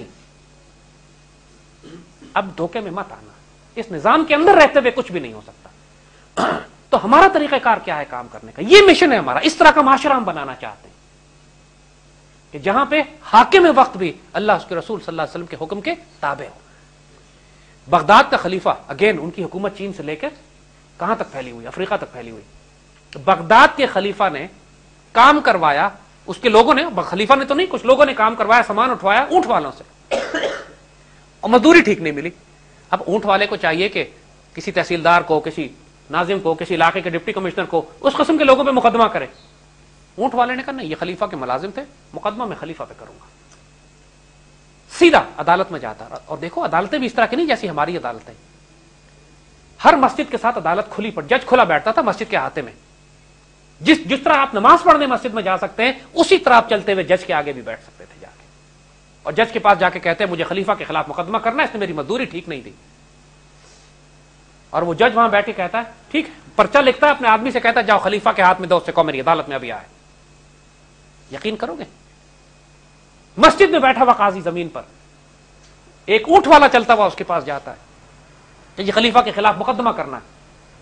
کوئی وکیل نہیں, کوئی پیسے نہیں, نہ کوئی وقت ضائع کیا جا رہا ہے. اسے کہا بیٹھو تم ادھر ہی. جیسے ہی خط پہنچتا ہے خلیفہ کے پاس, خلیفہ اسی وقت اٹھ کھڑا ہوتا ہے عدالت میں آنے کے لیے. وہ خلیفہ جس کی لاکھوں کی فوج ہے, دونوں لوگوں پہ دہشت تاری ہے اس کے نام کی. ایک اونٹ والا اس کو بلاتا ہے میرے سامنے آ کے بیٹھو, میرے پیسے دو. جج کے آگے آ کے بیٹھتا ہے خلیفہ. خلیفہ اور اونٹ والے ساتھ بیٹھے, قاضی ساتھ ہے, مسجد میں فیصلہ ہو رہا ہے. 10 منٹ کی ہیئرنگ ہوتی ہے. قاضی کہتا ہے ہاں خلیفہ آپ نے پیسے کم دیے, مزدور کو مزدوری ادا کریں, ہل نہیں سکتے آپ یہاں ورنہ جیل جائیں گے. خلیفہ جیب سے پیسے نکال کے مزدور کو دیتا. اور کوئی مزدور کو دہشت ڈراتا نہیں ہے کہ نکل کے دکھاؤ یہاں سے اب تمہارا حساب کریں گے. مزدور اپنے پیسے جیب میں ڈالتا ہے, تسلی سے اپنے اونٹ پکڑتا ہے, اونٹ لے کے نکل جاتا ہے, خلیفہ پیدل چلتا ہے اپنے محل میں جاتا ہے, فیصلہ ہو گیا. یہ ہے عدل اسلام کا. اور ایسی لاکھوں مثالیں ہماری تاریخ میں, ایک نہیں, ہمارے سارے. اور وہ معاشرہ جو بنتا تھا یہ بنتا تھا جب اسلام کا نظام عدل, اسلام کا روحانی اساس جب نافذ کی جاتی تھی. اور یہی وہ اساس ہے کہ جو اگر آپ نے پیدا کر دی کسی نوجوان نسل میں, پھر آپ کو اسٹریٹجی, پالیٹکس, ٹیکٹکس, ملٹری, ان سب چیزوں کی ضرورت نہیں پڑتی, سب کچھ اسی کے تحت ہو جاتا ہے. وہ نسل پیدا ہو جاتی ہے جو سارے کام کرتی ہے. ہم نے اس پاکستان میں نار کی برپا نہیں کرنی, بغاوتیں نہیں کرنی, جنگیں نہیں کرنی, قتل و غارت نہیں کرنا, پہلے ہی بہت ہو رہا ہے نعوذ باللہ. ہم نے اس پاکستان کی حفاظت بھی کرنی ہے, اس کا دفاع بھی کرنا ہے, نسل بھی پیدا کرنی ہے, اس میں نظام بھی تبدیل کرنا ہے. یہ کام جلد بازی کے نہیں ہے, یہ کام سڑکوں پہ ٹائر لگا کے دھرنے دے کے نہیں ہوں گے. نسل کی تیاری کرنی ہے. اپنے آپ کو ہر فرد اپنی جگہ پر اتنا بڑا ستون, اتنا بڑا قلعہ بن جائے کہ ہر فرد ہو ملت کے مقدر کا ستارہ. یہ مت سوچیں کون آئے گا لیڈر باہر سے, یہ غلاموں کی سوچ ہے. کون آئے گا معاشرے کو تبدیل کرنے والا؟ آپ پر بھی اتنی ذمہ داری ہے جتنی کسی عالم کے اوپر, جتنی کسی دانشور کے اوپر, جتنی کسی فقیر پر ہے. ایک عام مسلمان بھی تو ایک اللہ کے رسول صلی اللہ علیہ وسلم کے دین کی نمائندگی تو کرتا ہے نا. اللہ کے دین کے نمائندہ تو آپ ہیں, حضور کے سفیر تو آپ ہیں. آپ کے عمل و کردار کو دیکھ کر لوگ حضور کے دین کے بارے میں بات کریں گے. انڈونیشیا میں, ملیشیا میں سب سے بڑے بڑے مسلمان ملک ہیں. کوئی تاریخ میں کوئی واقعہ یاد ہے آپ کو کہ انڈونیشیا مسلمان فوجیں گئی ہوں فتح کرنے کے لیے؟ نہیں, انڈونیشیا کوئی فوجیں مسلمان نہیں گئی, کروڑوں مسلمان بستا ہے وہاں. انڈونیشیا کیسے مسلمان ہوا؟ تاریخ پڑھی. انڈونیشیا میں مسلمان تاجر گئے, ٹریڈرز. آپ کو یاد ہوگا راجہ داہر کے زمانے میں وہ جو اس نے مسلمانوں کے بحری جہاز لوٹے تھے, تو جہاز کہاں سے آ رہے تھے؟ سری لنکا سے. وہ سری لنکا سے جہاز تھے جو عراق بسرا جا رہے تھے. رستے میں ہندوستان کے پاس سے گزرے تو داہر نے لوٹ لیا. لوگ یہ نہیں سوچتے کہ سری لنکا مسلمان کیسے پہنچے. سری لنکا تو فوجیں نہیں پہنچی تھی مسلمانوں کی, سری لنکا مسلمان تاجر پہنچے تھے. اس سے آگے انڈونیشیا, ملیشیا تاجر پہنچے تھے, اور تجارتی قافلے چلتے تھے مسلمانوں کے. فوجیں نہیں گئی تھی وہاں. فوج تو ہندوستان اس لیے بھیجنی پڑی کہ راجہ داہر نے مسلمانوں کو جہاز لوٹ لیے تھے. کوئی سری لنکا فوج نہیں گئی, کوئی انڈونیشیا فوج نہیں گئی. سری لنکا, انڈونیشیا میں جو مسلمان, سری لنکا مسلمان تاجروں کی وجہ سے, جو اخلاق اور کردار مسلمانوں نے وہاں دکھایا. تو مسلمان تاجر ہو, مسلمان اسٹوڈنٹ ہو, مسلمان طالب علم ہو, آپ کا کردار گواہی دے کہ اللہ کے رسول کی امت یہ ہے. اور جب آپ یہ کردار اپنی ذات میں دکھاؤ گے, آج المیہ بتائیں آپ کو کیا, کیوں کام کرنے کی ضرورت ہے. پاکستان کے اعلیٰ ترین یونیورسٹیز میں بھی چلے جاؤ, پڑھی لکھی محفلوں میں, پڑھے لکھے دفتروں میں چلے جاؤ, جو سب اعلیٰ ترین تعلیم یافتہ کھاتے پیتے لوگ ہیں. آپ خود اپنے دل سے پوچھو, کیا آپ اپنے ٹیبل کے اوپر اپنا والیٹ, اپنا بٹوا, اپنی گھڑی, اپنا موبائل فون چھوڑ کے باتھ روم جا سکتے ہیں؟ ان للہ و انا الیہ راجعون. دکھ کی بات ہے یہ نہیں؟ جب ایک مسلمان کا ایمان ایک موبائل فون پر, ایک بٹوے پہ, ایک گھڑی پہ ضائع ہو جاتا ہو, اس مسلمان قوم کو اللہ, اپنے رسول, اپنے دین کی امانت کیوں دیں گے؟ روز ہمارے بچے آ کے بتاتے ہیں, پاکستان کے اعلیٰ ترین یونیورسٹیز میں بچے پڑھتے ہیں, روز آ کے بتاتے ہیں ہماری یونیورسٹی سے بٹوا چوری ہو گیا, کلاس سے موبائل فون چوری ہو گئے. روز چوری ہوتے ہیں کلاس میں. اپنے کلاس فیلوز اپنے دوست کا موبائل فون, اپنا ایمان بھی ضائع کرتے ہیں. اور پڑھے لکھے بچے اچھے گھروں کے. اگر یہ نسل ہے ہماری, کل سوچو جو آج موبائل فون پہ جس کا ایمان بکتا ہو, کل اس کو پاکستان کی فورن منسٹری دے دیں, فائنانس منسٹری دے دیں, oil and gas, P I A, railways دے دیں, وابڈا دے دیں, وہ کیا کرے گا اس امت کے ساتھ؟ ہمیں تو وہ کردار چاہیے کہ جب اللہ قائد اعظم ملک کے گورنر جنرل بنتے ہیں تو اپنی تنخواہ ₹1.5 مقرر کرتے ہیں. اور پھر ایمانداری کا عالم یہ کہ ₹7 کی کرسی بھی اگر ایکسٹرا آ جاتی ہے تو کہتے ہیں کہ اس کے پیسے میری جیب سے کاٹو, بیت المال سے ₹7 کی کرسی کے فالتو کے پیسے نہیں دیے جائیں گے. جب تک کہ یہ ایمانداری کا مقام نہ ہو, پھر یہ, اور جب حکمران ایسا ہو نا, پھر آپ کو بتائیں کہ نیچے والوں کا حال بھی, برکت نیچے کیسے جاتی ہے. قدرت اللہ شہاب اپنی کتاب میں لکھتے ہیں کہ کشمیر کے, جب پاکستان بنا ہے تو کشمیر میں بہت قتل و غارت ہوا, مسلمانوں کی مال و دولت بڑی لوٹی ہندوؤں نے, جموں میں اور آگے پیچھے بڑے مسلمان شہید ہوئے. تو کہتے ہیں کہ ایک بڈھا بڈھی انہوں نے دیکھا جو گدھے کے اوپر 2 بوریاں لاد کر پاکستان آ رہے تھے. تو قدرت اللہ شہاب نے ان کو روک کے پوچھا, انہوں نے ہاتھ دے کے, قدرت اللہ شہاب ڈپٹی کمشنر تھے وہاں پہ, جیپ میں جا رہے تھے, سپاہی ساتھ تھے, ان سے پوچھا کہ بیت المال کہاں ہے. تو شہاب صاحب حیران ہوئے کہ یہ بڈھا بڈھی ہیں, پھٹے ہوئے ان کے کپڑے, مرا ہوا ان کا گدھا, بیت المال کا کیوں پوچھ رہے ہیں؟ خیال آیا کہ شاید پیسوں کی ان کو ضرورت ہے, بیت المال جا کے حکومت سے کچھ پیسے امداد لینا چاہتے ہیں. شہاب صاحب نے پوچھا کہ بی بی بابا جی کیا بات ہے؟ کہتے جی جموں کے علاقے سے ہم آ رہے ہیں، مسلمانوں کا جو مال و دولت وہاں پہ چھٹ گیا تھا، جو لوٹ لیا ہندوؤں نے، جو مارا، جو بچ گیا مسلمانوں میں سے، ہم نے جمع کیا ہے، تو اس بوریوں میں 2 بوریاں سونا بھرا ہوا ہے، مسلمانوں کے زیور، مسلمانوں کے پیسے، مسلمانوں کی دولت، اور 2 بوریاں سونے کی ہیں بھری ہوئی ہے، اور یہ ہم نے اپنے گدھے پہ لادا ہے، اور یہ چونکہ مسلمانوں کی امانت ہے لہٰذا ہم لے جا کے بیت المال میں جمع کرانا چاہتے ہیں۔ شہاب صاحب فرماتے ہیں میرا دل چاہ کہ میں نے پاؤں کو قدم کیوں نہیں چوم لیے، میں نے ان دونوں کو اپنی جیپ میں بٹھایا۔ اب ان بابے کو پریشانی کہ میرا گدھا کوئی لے جائے گا، سونے کی 2 بوریاں رکھی، خیانت نہیں کر رہا مسلمانوں کے مال میں، اپنا حلال مال اس کا جو ہے، تو قدرت اللہ صاحب نے اپنا گدھا، اب سپاہی کھڑا کر دیا جو اس کی گدھے کی حفاظت کرے گا، اور ان بڈھا بڈھی کو اپنی جیپ میں بٹھایا، سونے کی بوریاں رکھی، لے جا کے مسلمانوں کے بیت المال میں سرکاری خزانے میں جمع کرا دیا۔ قائد اعظم جیسا امیر ہو تو گدھا گاڑی والا، یہ امانت دار ایسی نسل پر نیچے آتی ہے۔ ریلوے کنڈکٹر، اب پورے معاشرے میں پھر یہ معاملہ بنتا ہے۔ ریلوے کا ایک کنڈکٹر ٹکٹ چیک کر رہا ہے، ٹکٹ چیک کرتے ہوئے بڑھیا کے پاس آیا، ٹکٹ چیک ہوگا، بڑھیا رونے لگی، میں تو پاکستان کٹ کٹا کے آئی ہوں، ہے ہی کچھ نہیں میرے پاس، ٹکٹ میں کیسے لوں؟ اس نے کہا اماں پاکستان نیا نیا بنا ہے، ریلوے کو چلانا ہے، ٹکٹ نہیں لوگی تو ریلوے کیسے چلے گی؟ اس پاکستان کو بنانا ہے ہم نے، ٹکٹ تو لینا پڑے گا۔ اب بڑھیا اور روئے، میرے پاس ہے ہی کچھ نہیں۔ آس پاس کے مسافر سفارش کرنے لگ گئے کہ کتنا ظالم بابو ہے تو، چھوڑنا اس بیچاری کے پاس نہیں ہے، ایک چلی جائے گی تو کیا ہو جائے گا تیرا؟ کہتے نہیں اماں قانون تو قانون ہے، ٹکٹ تو لینا پڑے گا۔ ہاں یہ میں آسانی کر سکتا ہوں کہ بڑھیا کا ٹکٹ میں اپنی تنخواہ سے کٹواؤں، میں اپنی جیب سے دوں۔ پاکستان کو ہی جا رہا ہے نا، پاکستان کو جا رہا ہے نا، چاہے کیا فرق پڑتا ہے، بڑھیا نہیں دے سکتی، میں اپنی جیب سے دے دوں گا۔ جب قائد اعظم جیسے امیر ہو تو ٹکٹ کنڈکٹر بھی پھر ایسے ہوتے ہیں، اور گدھا گاڑی چلانے والے بھی پھر ایسے ہی ہوتے ہیں۔ ہم نے اس لیول پر یہ نسل بنانی ہے، یہ نہیں سمجھیے کہ صرف اشرافیہ، ایلیٹ، پڑھے لکھے لوگ ایماندار ہو جائیں تو معاملہ ٹھیک ہوگا، ان کو تو لازمن ہونا ہے، اور وہ ان کی برکت ہے جو نیچے تک جائے گی۔ کیونکہ اگر اس طرح اس نسل کو تیار اس طرح نہیں کیا، اور آپ کو اختیار دے دیا جائے، آج آپ کو ملک دے دیا جائے چلانے کے لیے، یقین کریں جو آج چور بیٹھے ہوئے ہیں نا، ان سے زیادہ بڑی خیانت لوگ کریں گے۔ شیطان کا بہت بڑا فتنہ ہوتا ہے، بہت بڑی آزمائش ہوتی ہے، مال کا، دولت کا، اختیار کا، طاقت کا، عہدے کا بہت بڑا فتنہ ہوتا ہے۔ سیدنا علی رضی اللہ تعالیٰ عنہ فرماتے ہیں روپیہ، دولت، پیسہ، عہدہ، شہرت ملنے سے لوگ بدلتے نہیں ہیں، لوگ ظاہر ہو جاتے ہیں۔ ایک صاحب نے کہا میں نے آج تک کبھی رشوت نہیں لی، ہم نے پوچھا کبھی رشوت آفر ہوئی؟ کہتے نہیں۔ پتا تو اس وقت چلے گا نا جو تمہیں رشوت آفر ہو، جب تمہاری ٹیبل کے اوپر ایک بریف کیس رکھا ہوا کروڑوں روپے کا، اور تم سے کہا جائے کہ پاکستان کے راز ہمیں دے دو، ایک فائل ہمیں دے دو، پتا تو اس وقت چلے گا کہ تمہارا ایمان اور کردار کتنا ہے۔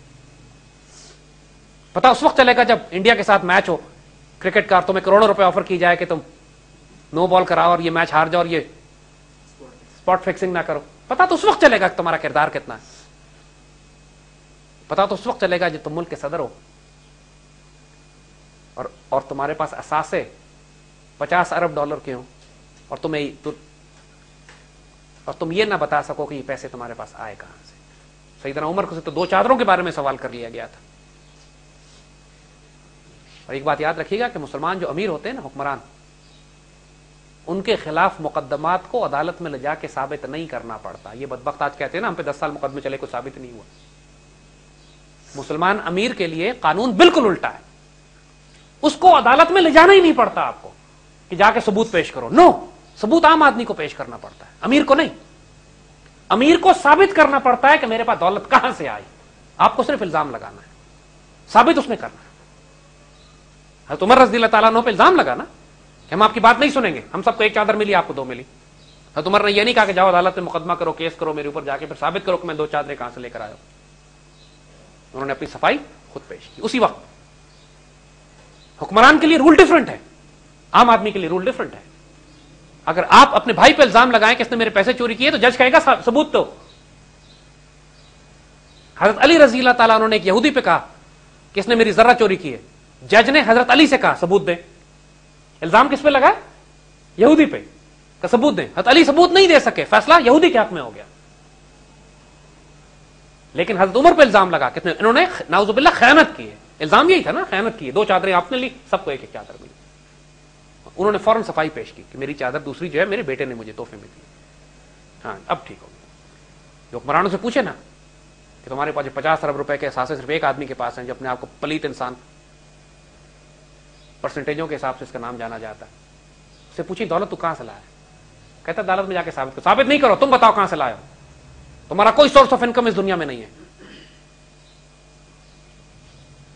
حرام میں پلے ہوئے الہاکم التکاثر حتی زرتم المقابر, غفلت میں رکھا ان کو کثرت کی ہوس نے حتیٰ کہ قبروں میں جہاں پہنچے. ابھی مرے گا نا اسی قبر میں دیکھیے گا استغفر اللہ العظیم, کیڑوں کو بھی اپکائی آ جائے گی, اتنی بو اٹھے گی اس کے اندر سے. ایسے پلیت حرام خور لوگ ہیں یہ, ان کو بھی اندازہ نہیں ہے کہ کیا ہونے والا ہے ان کے ساتھ جب یہ زمین کے پیٹ میں جائیں گے. تو اتنے پلیت لوگ ہیں یہ, استغفر اللہ العظیم. میرے بچوں, اگر تبدیلی لانا چاہتے ہو نا, یہ چاہتے ہو کہ اللہ آپ پر احسان کرے, اپنے اعمال کو تبدیل کرنے پڑیں گے. حضور کی حدیث ہے اعمالکم ومالکم, تمہارے اعمال تمہارے حکمران بنیں گے. یہ پوری 63 سال سے جو ہم اللہ کے ساتھ خیانت کرتے آئے نا, اس کا عذاب ہے کہ ہم پر ایسے پلیت الطاف حسین اور زرداری اور عوامی نیشنل پارٹی مسلط کر دیے گئے. یہ اللہ کا عذاب ہے, ان کا کوئی کارنامہ نہیں ہے. ان کے ساتھ جو ہونا ہے دنیا آخرت میں وہ تو ہوگا ہی, لیکن مسلمان قوم پر یہ عذاب ہے کیونکہ ہمارے اعمال اس طرح کے ہو گئے تھے. یہ ہو ہی نہیں سکتا کہ شیروں اور دلیروں کے اوپر, ایک غیرت مند قوم کے اوپر, اقبال کے شاہینوں پہ, مرد غیور پہ, فقر غیور پر عمل کرنے والوں کے اوپر ایسے پلیت لوگ حکمران ہو جائیں. ہو ہی نہیں سکتا. لہذا سب سے بڑا پریکٹیکل کام یہ ہے کہ نسل تیار کرو, اور یہ کوئی سالوں کا کام نہیں ہے, توبہ ہی کرنی ہے نا. اپنے آپ کو اللہ کی طرف رجوع کر کے اپنے آپ کو ایک فیصلہ ہی کرنا ہے نا کہ آج کے بعد حرام نہیں کھاؤں گا, آج کے بعد اللہ رسول صلی اللہ علیہ وسلم سے زیادہ کسی کو اہمیت نہیں دوں گا, آج کے بعد میری زندگی کا مقصد یہی ہوگا تیرے دین کی سرفرازی, میں اسی لیے مسلمان, میں اسی لیے نمازی. آج کے بعد میری زندگی کا مقصد غزوہ ہند ہے, آج کے بعد میری زندگی کا مقصد ہے خلافت راشدہ کے قیام کے لیے یہ تو جہاد کرنا, میری زندگی کا مقصد ہے یونائٹڈ اسٹیٹس آف اسلام کو بنا. نیت ہی کرنی ہے نا یار, اور اپنے کردار کو بدل کے پھر اور اس دعوت اور اس مشن کو میں پھیلاؤں گا, بس اتنا سا کام کرنا. سب سے بڑا پریکٹیکل کام یہی ہے, باقی حالات اللہ خود بنائے گا. مسلمانوں نے 1940 میں فیصلہ کیا تھا ہم پاکستان بنائیں گے. انگریزوں کی کمر توڑنے کی پلاننگ مسلمانوں نے نہیں کی تھی, وہ اللہ کی پلاننگ تھی. سیکنڈ ورلڈ وار شروع کرا دی, دوسری جنگ عظیم, انگریزوں کی کمر ٹوٹی اس کے نتیجے میں, تو وہ اس قابل ہی نہیں رہ گئے کہ ہندوستان پر قبضہ برقرار رکھ سکتے. کچھ پلاننگ اللہ کی ہے, اللہ کے کام اللہ کو کرنے دے, آپ اپنے کام کریں. فَإِذَا عَزَمْتَ فَتَوَكَّلْ عَلَى اللَّهِ, ایک دفعہ عزم کر لو پھر اللہ پہ توکل کرو. عزم تو کرو نا یار, فیصلہ تو کرو کہ تمہاری تدبیر تمہاری تقدیر بن جائے گی. پھر دیکھو تو صحیح پھر ہوتا کیا ہے. جلد بازی نہیں مچاؤ, ابھی کام شروع کیے 3-3.5 مہینے ہوئے ہیں صرف, اور سچی بات آپ کو بتائیں کہ ابھی نسل ہماری تیار نہیں ہے. اس کو اگر ہم ذمہ داری بھی دے دیں آج پاکستان چلانے کی تو یہ خیانت کریں گے. ان میں غصہ بہت ہے, ناراضگی ہے, حسد ہے, کینہ ہے, غیبت بہت ہے, ایک دوسرے کے خلاف باتیں بہت کرتے ہیں, کانوں کے کچے ہیں, بغیر تحقیق کی باتیں سن لیتے ہیں نا ہمارے لوگوں کے ساتھ یہ المیہ کے نہیں. ایک ٹیم پاکستانیوں کے لیے مشہور ہے کہ ایک ٹیم میں کام ہی نہیں کر سکتے. یہ ہر کوئی اپنی 1.5 اینٹ کی مسجد الگ بنا لیتا ہے. یہ فتنے ہیں ہمارے اندر جن کو دور کرنا ضروری ہے. یہ قلبی بیماریاں ہیں. مسئلہ پیسے کا, اسٹریٹجی کا, ٹیکٹکس کا, سیاسی طاقت کا, سیاسی جماعت کا, الیکشن کا, جمہوریت کا, ڈیموکریسی کا نہیں ہے, کردار کا مسئلہ ہے. اللہ کے بندے اس بات پہ روتے ہیں, معاشی قحط پہ نہیں روتے اکانومی خراب ہے, اس بات پہ روتے ہیں قحط الرجال ہے, اللہ کے بندے ختم ہو گئے. اللہ کے بندے پیدا کرنے, فکر نہ کرو, اللہ خیر کرے گا. یہ جو مشن ہے نا اس کو پھیلاؤ, اس میں برکت ہے. اقبال کے کلام میں برکت ہے, اللہ کے رسول اور ادب رسول میں برکت ہے. اس پیغام کو پھیلاؤ. دیکھو خود بخود یہ جنگل کی آگ کی طرح پھیل رہی ہے. کیا وسائل ہیں ہمارے پاس؟ کوئی وسائل ہمارے پاس نہیں ہے, پھر بھی ماشاءاللہ پوری دنیا میں یہ آگ بھی محبت اور پیار کی تپش بھی پھیل رہی ہے, اور دشمنوں کو بھی ایک طوفان بے چینی لگی ہوئی ہے کہ یہ کیوں ہی دعوت پھیل رہی ہے اتنی تیزی سے. ہر قسم کا زور لگا رہے ہیں, ہر قسم کا الزام, ہر قسم کی سختی, ہر قسم کا فساد ملک میں برپا کیا جا رہا ہے. کسی طرح اس اذان کو دبا دیں. اور پوری امت مسلمہ میں نوٹ کرو, کہیں پہ یہ اذان نہیں اٹھ رہی سوائے پاکستان کے. پاکستان مرکز ہے, مدینہ ثانی ہے. سبق پھر پر صداقت کا, عدالت کا, شجاعت کا لیا جائے گا. تجھ سے کام دنیا کی امامت کا. ڈیوٹی آپ لوگوں کی یار, فار گاڈ سیک, ذمہ داری سمجھو اپنی. دیکھو انشاءاللہ کیا خیر آتی ہے. گھبراؤ نہیں, پریشان نہیں ہونا بالکل بھی. مت انتظار کرو لیڈرز کا, کوئی لیڈر باہر سے نہیں آئے گا. ہر فرد اپنی ذات میں اللہ کے رسول کا سپاہی ہے. ایک سپاہی کی ضرب کرے گی کار سپاہ انشاءاللہ. اللہ آپ کو اپنے حفظ و امان میں رکھے. میں یہ تفصیلی بات آج کرنی تھی آپ کے ساتھ، یہ واضح کرنا ضروری تھا کہ جو آپ کر رہے ہیں مایوس نہیں ہونا اس میں، یہ اسٹریٹجی یہ سب کچھ اللہ کی طرف سے ڈیفائنڈ، جہاں تک اللہ لے کر آیا یہ بھی معجزے سے کم نہیں ہے کہ یہاں میں کس طرح لے کر پہنچا، اور جو کچھ ہو رہا ہے اس میں خیر و برکت نظر آتی ہے اللہ کی طرف سے. گھبرانا نہیں، پریشان نہیں ہونا کسی حوالے سے، اور اس بات سے بہت زیادہ محتاط رہنا کہ دشمن کا سب سے بڑا ہتھیار پروپیگنڈا ہے، جس کو قرآن کہتا ہے وسوسے ڈالیں گے یہ تمہارے دل میں، یوسوس فی صدور الناس من الجنۃ والناس، یہ وسوسہ ڈالتے ہیں لوگوں کے دلوں میں، جنوں میں سے بھی ہیں انسانوں میں سے بھی. کچھ نہیں ہو سکتا، پاکستان ٹوٹ رہا ہے، یہ دعوت فراڈ ہے، بیکار ہے، کچھ نہیں ہوگا، پریکٹیکل کام کوئی نہیں کر رہا ہے، یہ وسوسے ہیں سارے. اور تمہارے پاس جو کوئی خبریں لے کر آئیں تو پہلے تحقیق کر لو، ایسا نہ ہو کہ بغیر تحقیق کے تم عمل کر بیٹھو، کسی کو نقصان پہنچا بیٹھو، بعد میں شرمندہ ہو. دشمن کا سب سے بڑا کام، سب سے بڑا ہتھیار آج کل پروپیگنڈا، ڈس انفارمیشن، جھوٹ، یاد رکھنا. لہذا 100 دفعہ تحقیق کرو کسی بات کو پھیلانے سے پہلے، جھوٹ کو نہیں پھیلانا، بغیر سوچے سمجھے S M S broadcast کرنا لوگوں کا، افواہیں پھیلانا، یہ دشمنوں کے کام ہے. پاکستان کے خلاف، پاکستان کے نظریاتی روحانی اساس کے خلاف، اقبال کے خلاف، قائد اعظم کے خلاف، پاکستان فوج کے خلاف کوئی بات نہ سننی ہے نہ آگے کرنی ہے. بے شک ہمارے ملک میں خرابیاں ہیں، لیکن ہم پاکستان کے ایٹمی ہتھیار ضائع نہیں کریں گے، پاکستان کے دفاع کو کمپرومائز نہیں کریں گے، پاکستان کے اداروں کو تباہ نہیں کریں گے. سب کو انہیں کو ہم نے ٹھیک کرنا ہے، یہ سب ہمارے ہیں، ان سب کو ہم سینے سے لگاتے ہیں، اون کرتے ہیں. ایون نوجوان نسل جو بگڑ گئی ہے وہ بھی ہمارے بچے ہیں، کسی کو ہم ضائع نہیں کریں گے. یہ سارے بچے، کسی سے نفرت نہیں کرنا، اگر کام کرنا ہے تو مسیحا ایک ڈاکٹر کی طرح کرنا ہے، مریض سے نفرت نہیں کرنی، بیماری سے نفرت کرنی ہے. کبھی کسی ڈاکٹر کو دیکھا کہ ایک مریض سے نفرت کرے اس بات پہ کہ اس کو ملیریا کیوں ہو گیا، اس کو کینسر کیوں ہو گیا؟ بیماری سے نفرت کی جاتی ہے، مریض سے پیار کیا جاتا ہے. یہ تمام قوم، ہمارے بچے بیمار ہو گئے. نفرت نہیں کرنا کسی سے، سب کو قریب کرو پیار کے ساتھ. یقین محکم، عمل پہم، محبت فاتح عالم. یقین ہو، یقین محکم، ہیو فیتھ، یہی بات، وسوسہ نہ ڈال دے کوئی تمہارے دل میں. یہاں پہ ختم کریں گے اس بات پہ، اقبال کے شعر پہ. یقین محکم، فیتھ رکھنا، اللہ کے فضل سے ہم اپنی منزل حاصل کریں گے انشاءاللہ. ہم نہیں ہوں گے، اگلی نسل کو جھنڈا تھما کے چلے جائیں گے. یہ نسلوں کے کام ہوتے ہیں، اللہ نے اجازت دی تو خود ہی کریں گے، نہیں اگلی نسل کو دیں گے. یقین محکم، عمل پہم. عمل پہم کا مطلب ہے متحد، تفرقہ نہ آ جائے بیچ میں، کوئی قومیت میں، لسانیت میں، فرقہ واریت میں نہ بانٹ دے تم لوگوں کو. سب اللہ کے رسول کے سپاہی ہو بس. اور محبت فاتح عالم، دہشت گردی سے نہیں کرنا، محبت فاتح عالم، ایسی محبت جو پورے جہان کو فتح کرے. گلے نہیں کاٹنے، دہشت گردیاں نہیں پھیلانی، بم نہیں پھاڑنے، سوسائڈ بامبنگز نہیں کرنی، آگ نہیں لگانی. محبت فاتح عالم. ہوتا یہ کہ یہ سارے کام وہ کرتے ہیں جو اندر سے پلیت اور ناپاک ہوتے ہیں، کہ زبان میں تاثیر نہیں ہوتی نا، اس لیے بخود کچھ حملے کرنے آ جاتے ہیں، اس لیے گردنیں کاٹتے ہیں. اقبال نے پوری دنیا کو ماشاءاللہ زندہ کیا کہ پتھر بھی نہیں مارا کہیں. کیوں؟ زبان میں تاثیر ہے، کیونکہ دل سے جو بات نکلتی ہے اثر رکھتی ہے، پر نہیں طاقت پرواز رکھتی. تو اللہ کے بندے کی زبان میں تاثیر ہوتی ہے، اس کی اذان اس کا ہتھیار ہوتی ہے. جو آپ کی اذان سے متاثر نہیں ہو، جس کے دل میں تاثیر، جس کو تبدیل آپ کی زبان نہ کر سکے، آپ کا قلم اس کو تبدیل نہ کر سکے، آپ کی تلوار بھی سے کچھ نہیں کرے گی. دشمن تو بنا لے گی، کم از کم دشمن بھی ہونا چاہیے ایسا جو گواہی دے کہ یہ صادق اور امین قوم ہے. مشرکین مکہ بھی حضور کو گواہی دیتے تھے نا، نظریات سے اختلاف کرتے ہیں لیکن یہ گواہی دیتے تھے کہ آپ صادق اور امین.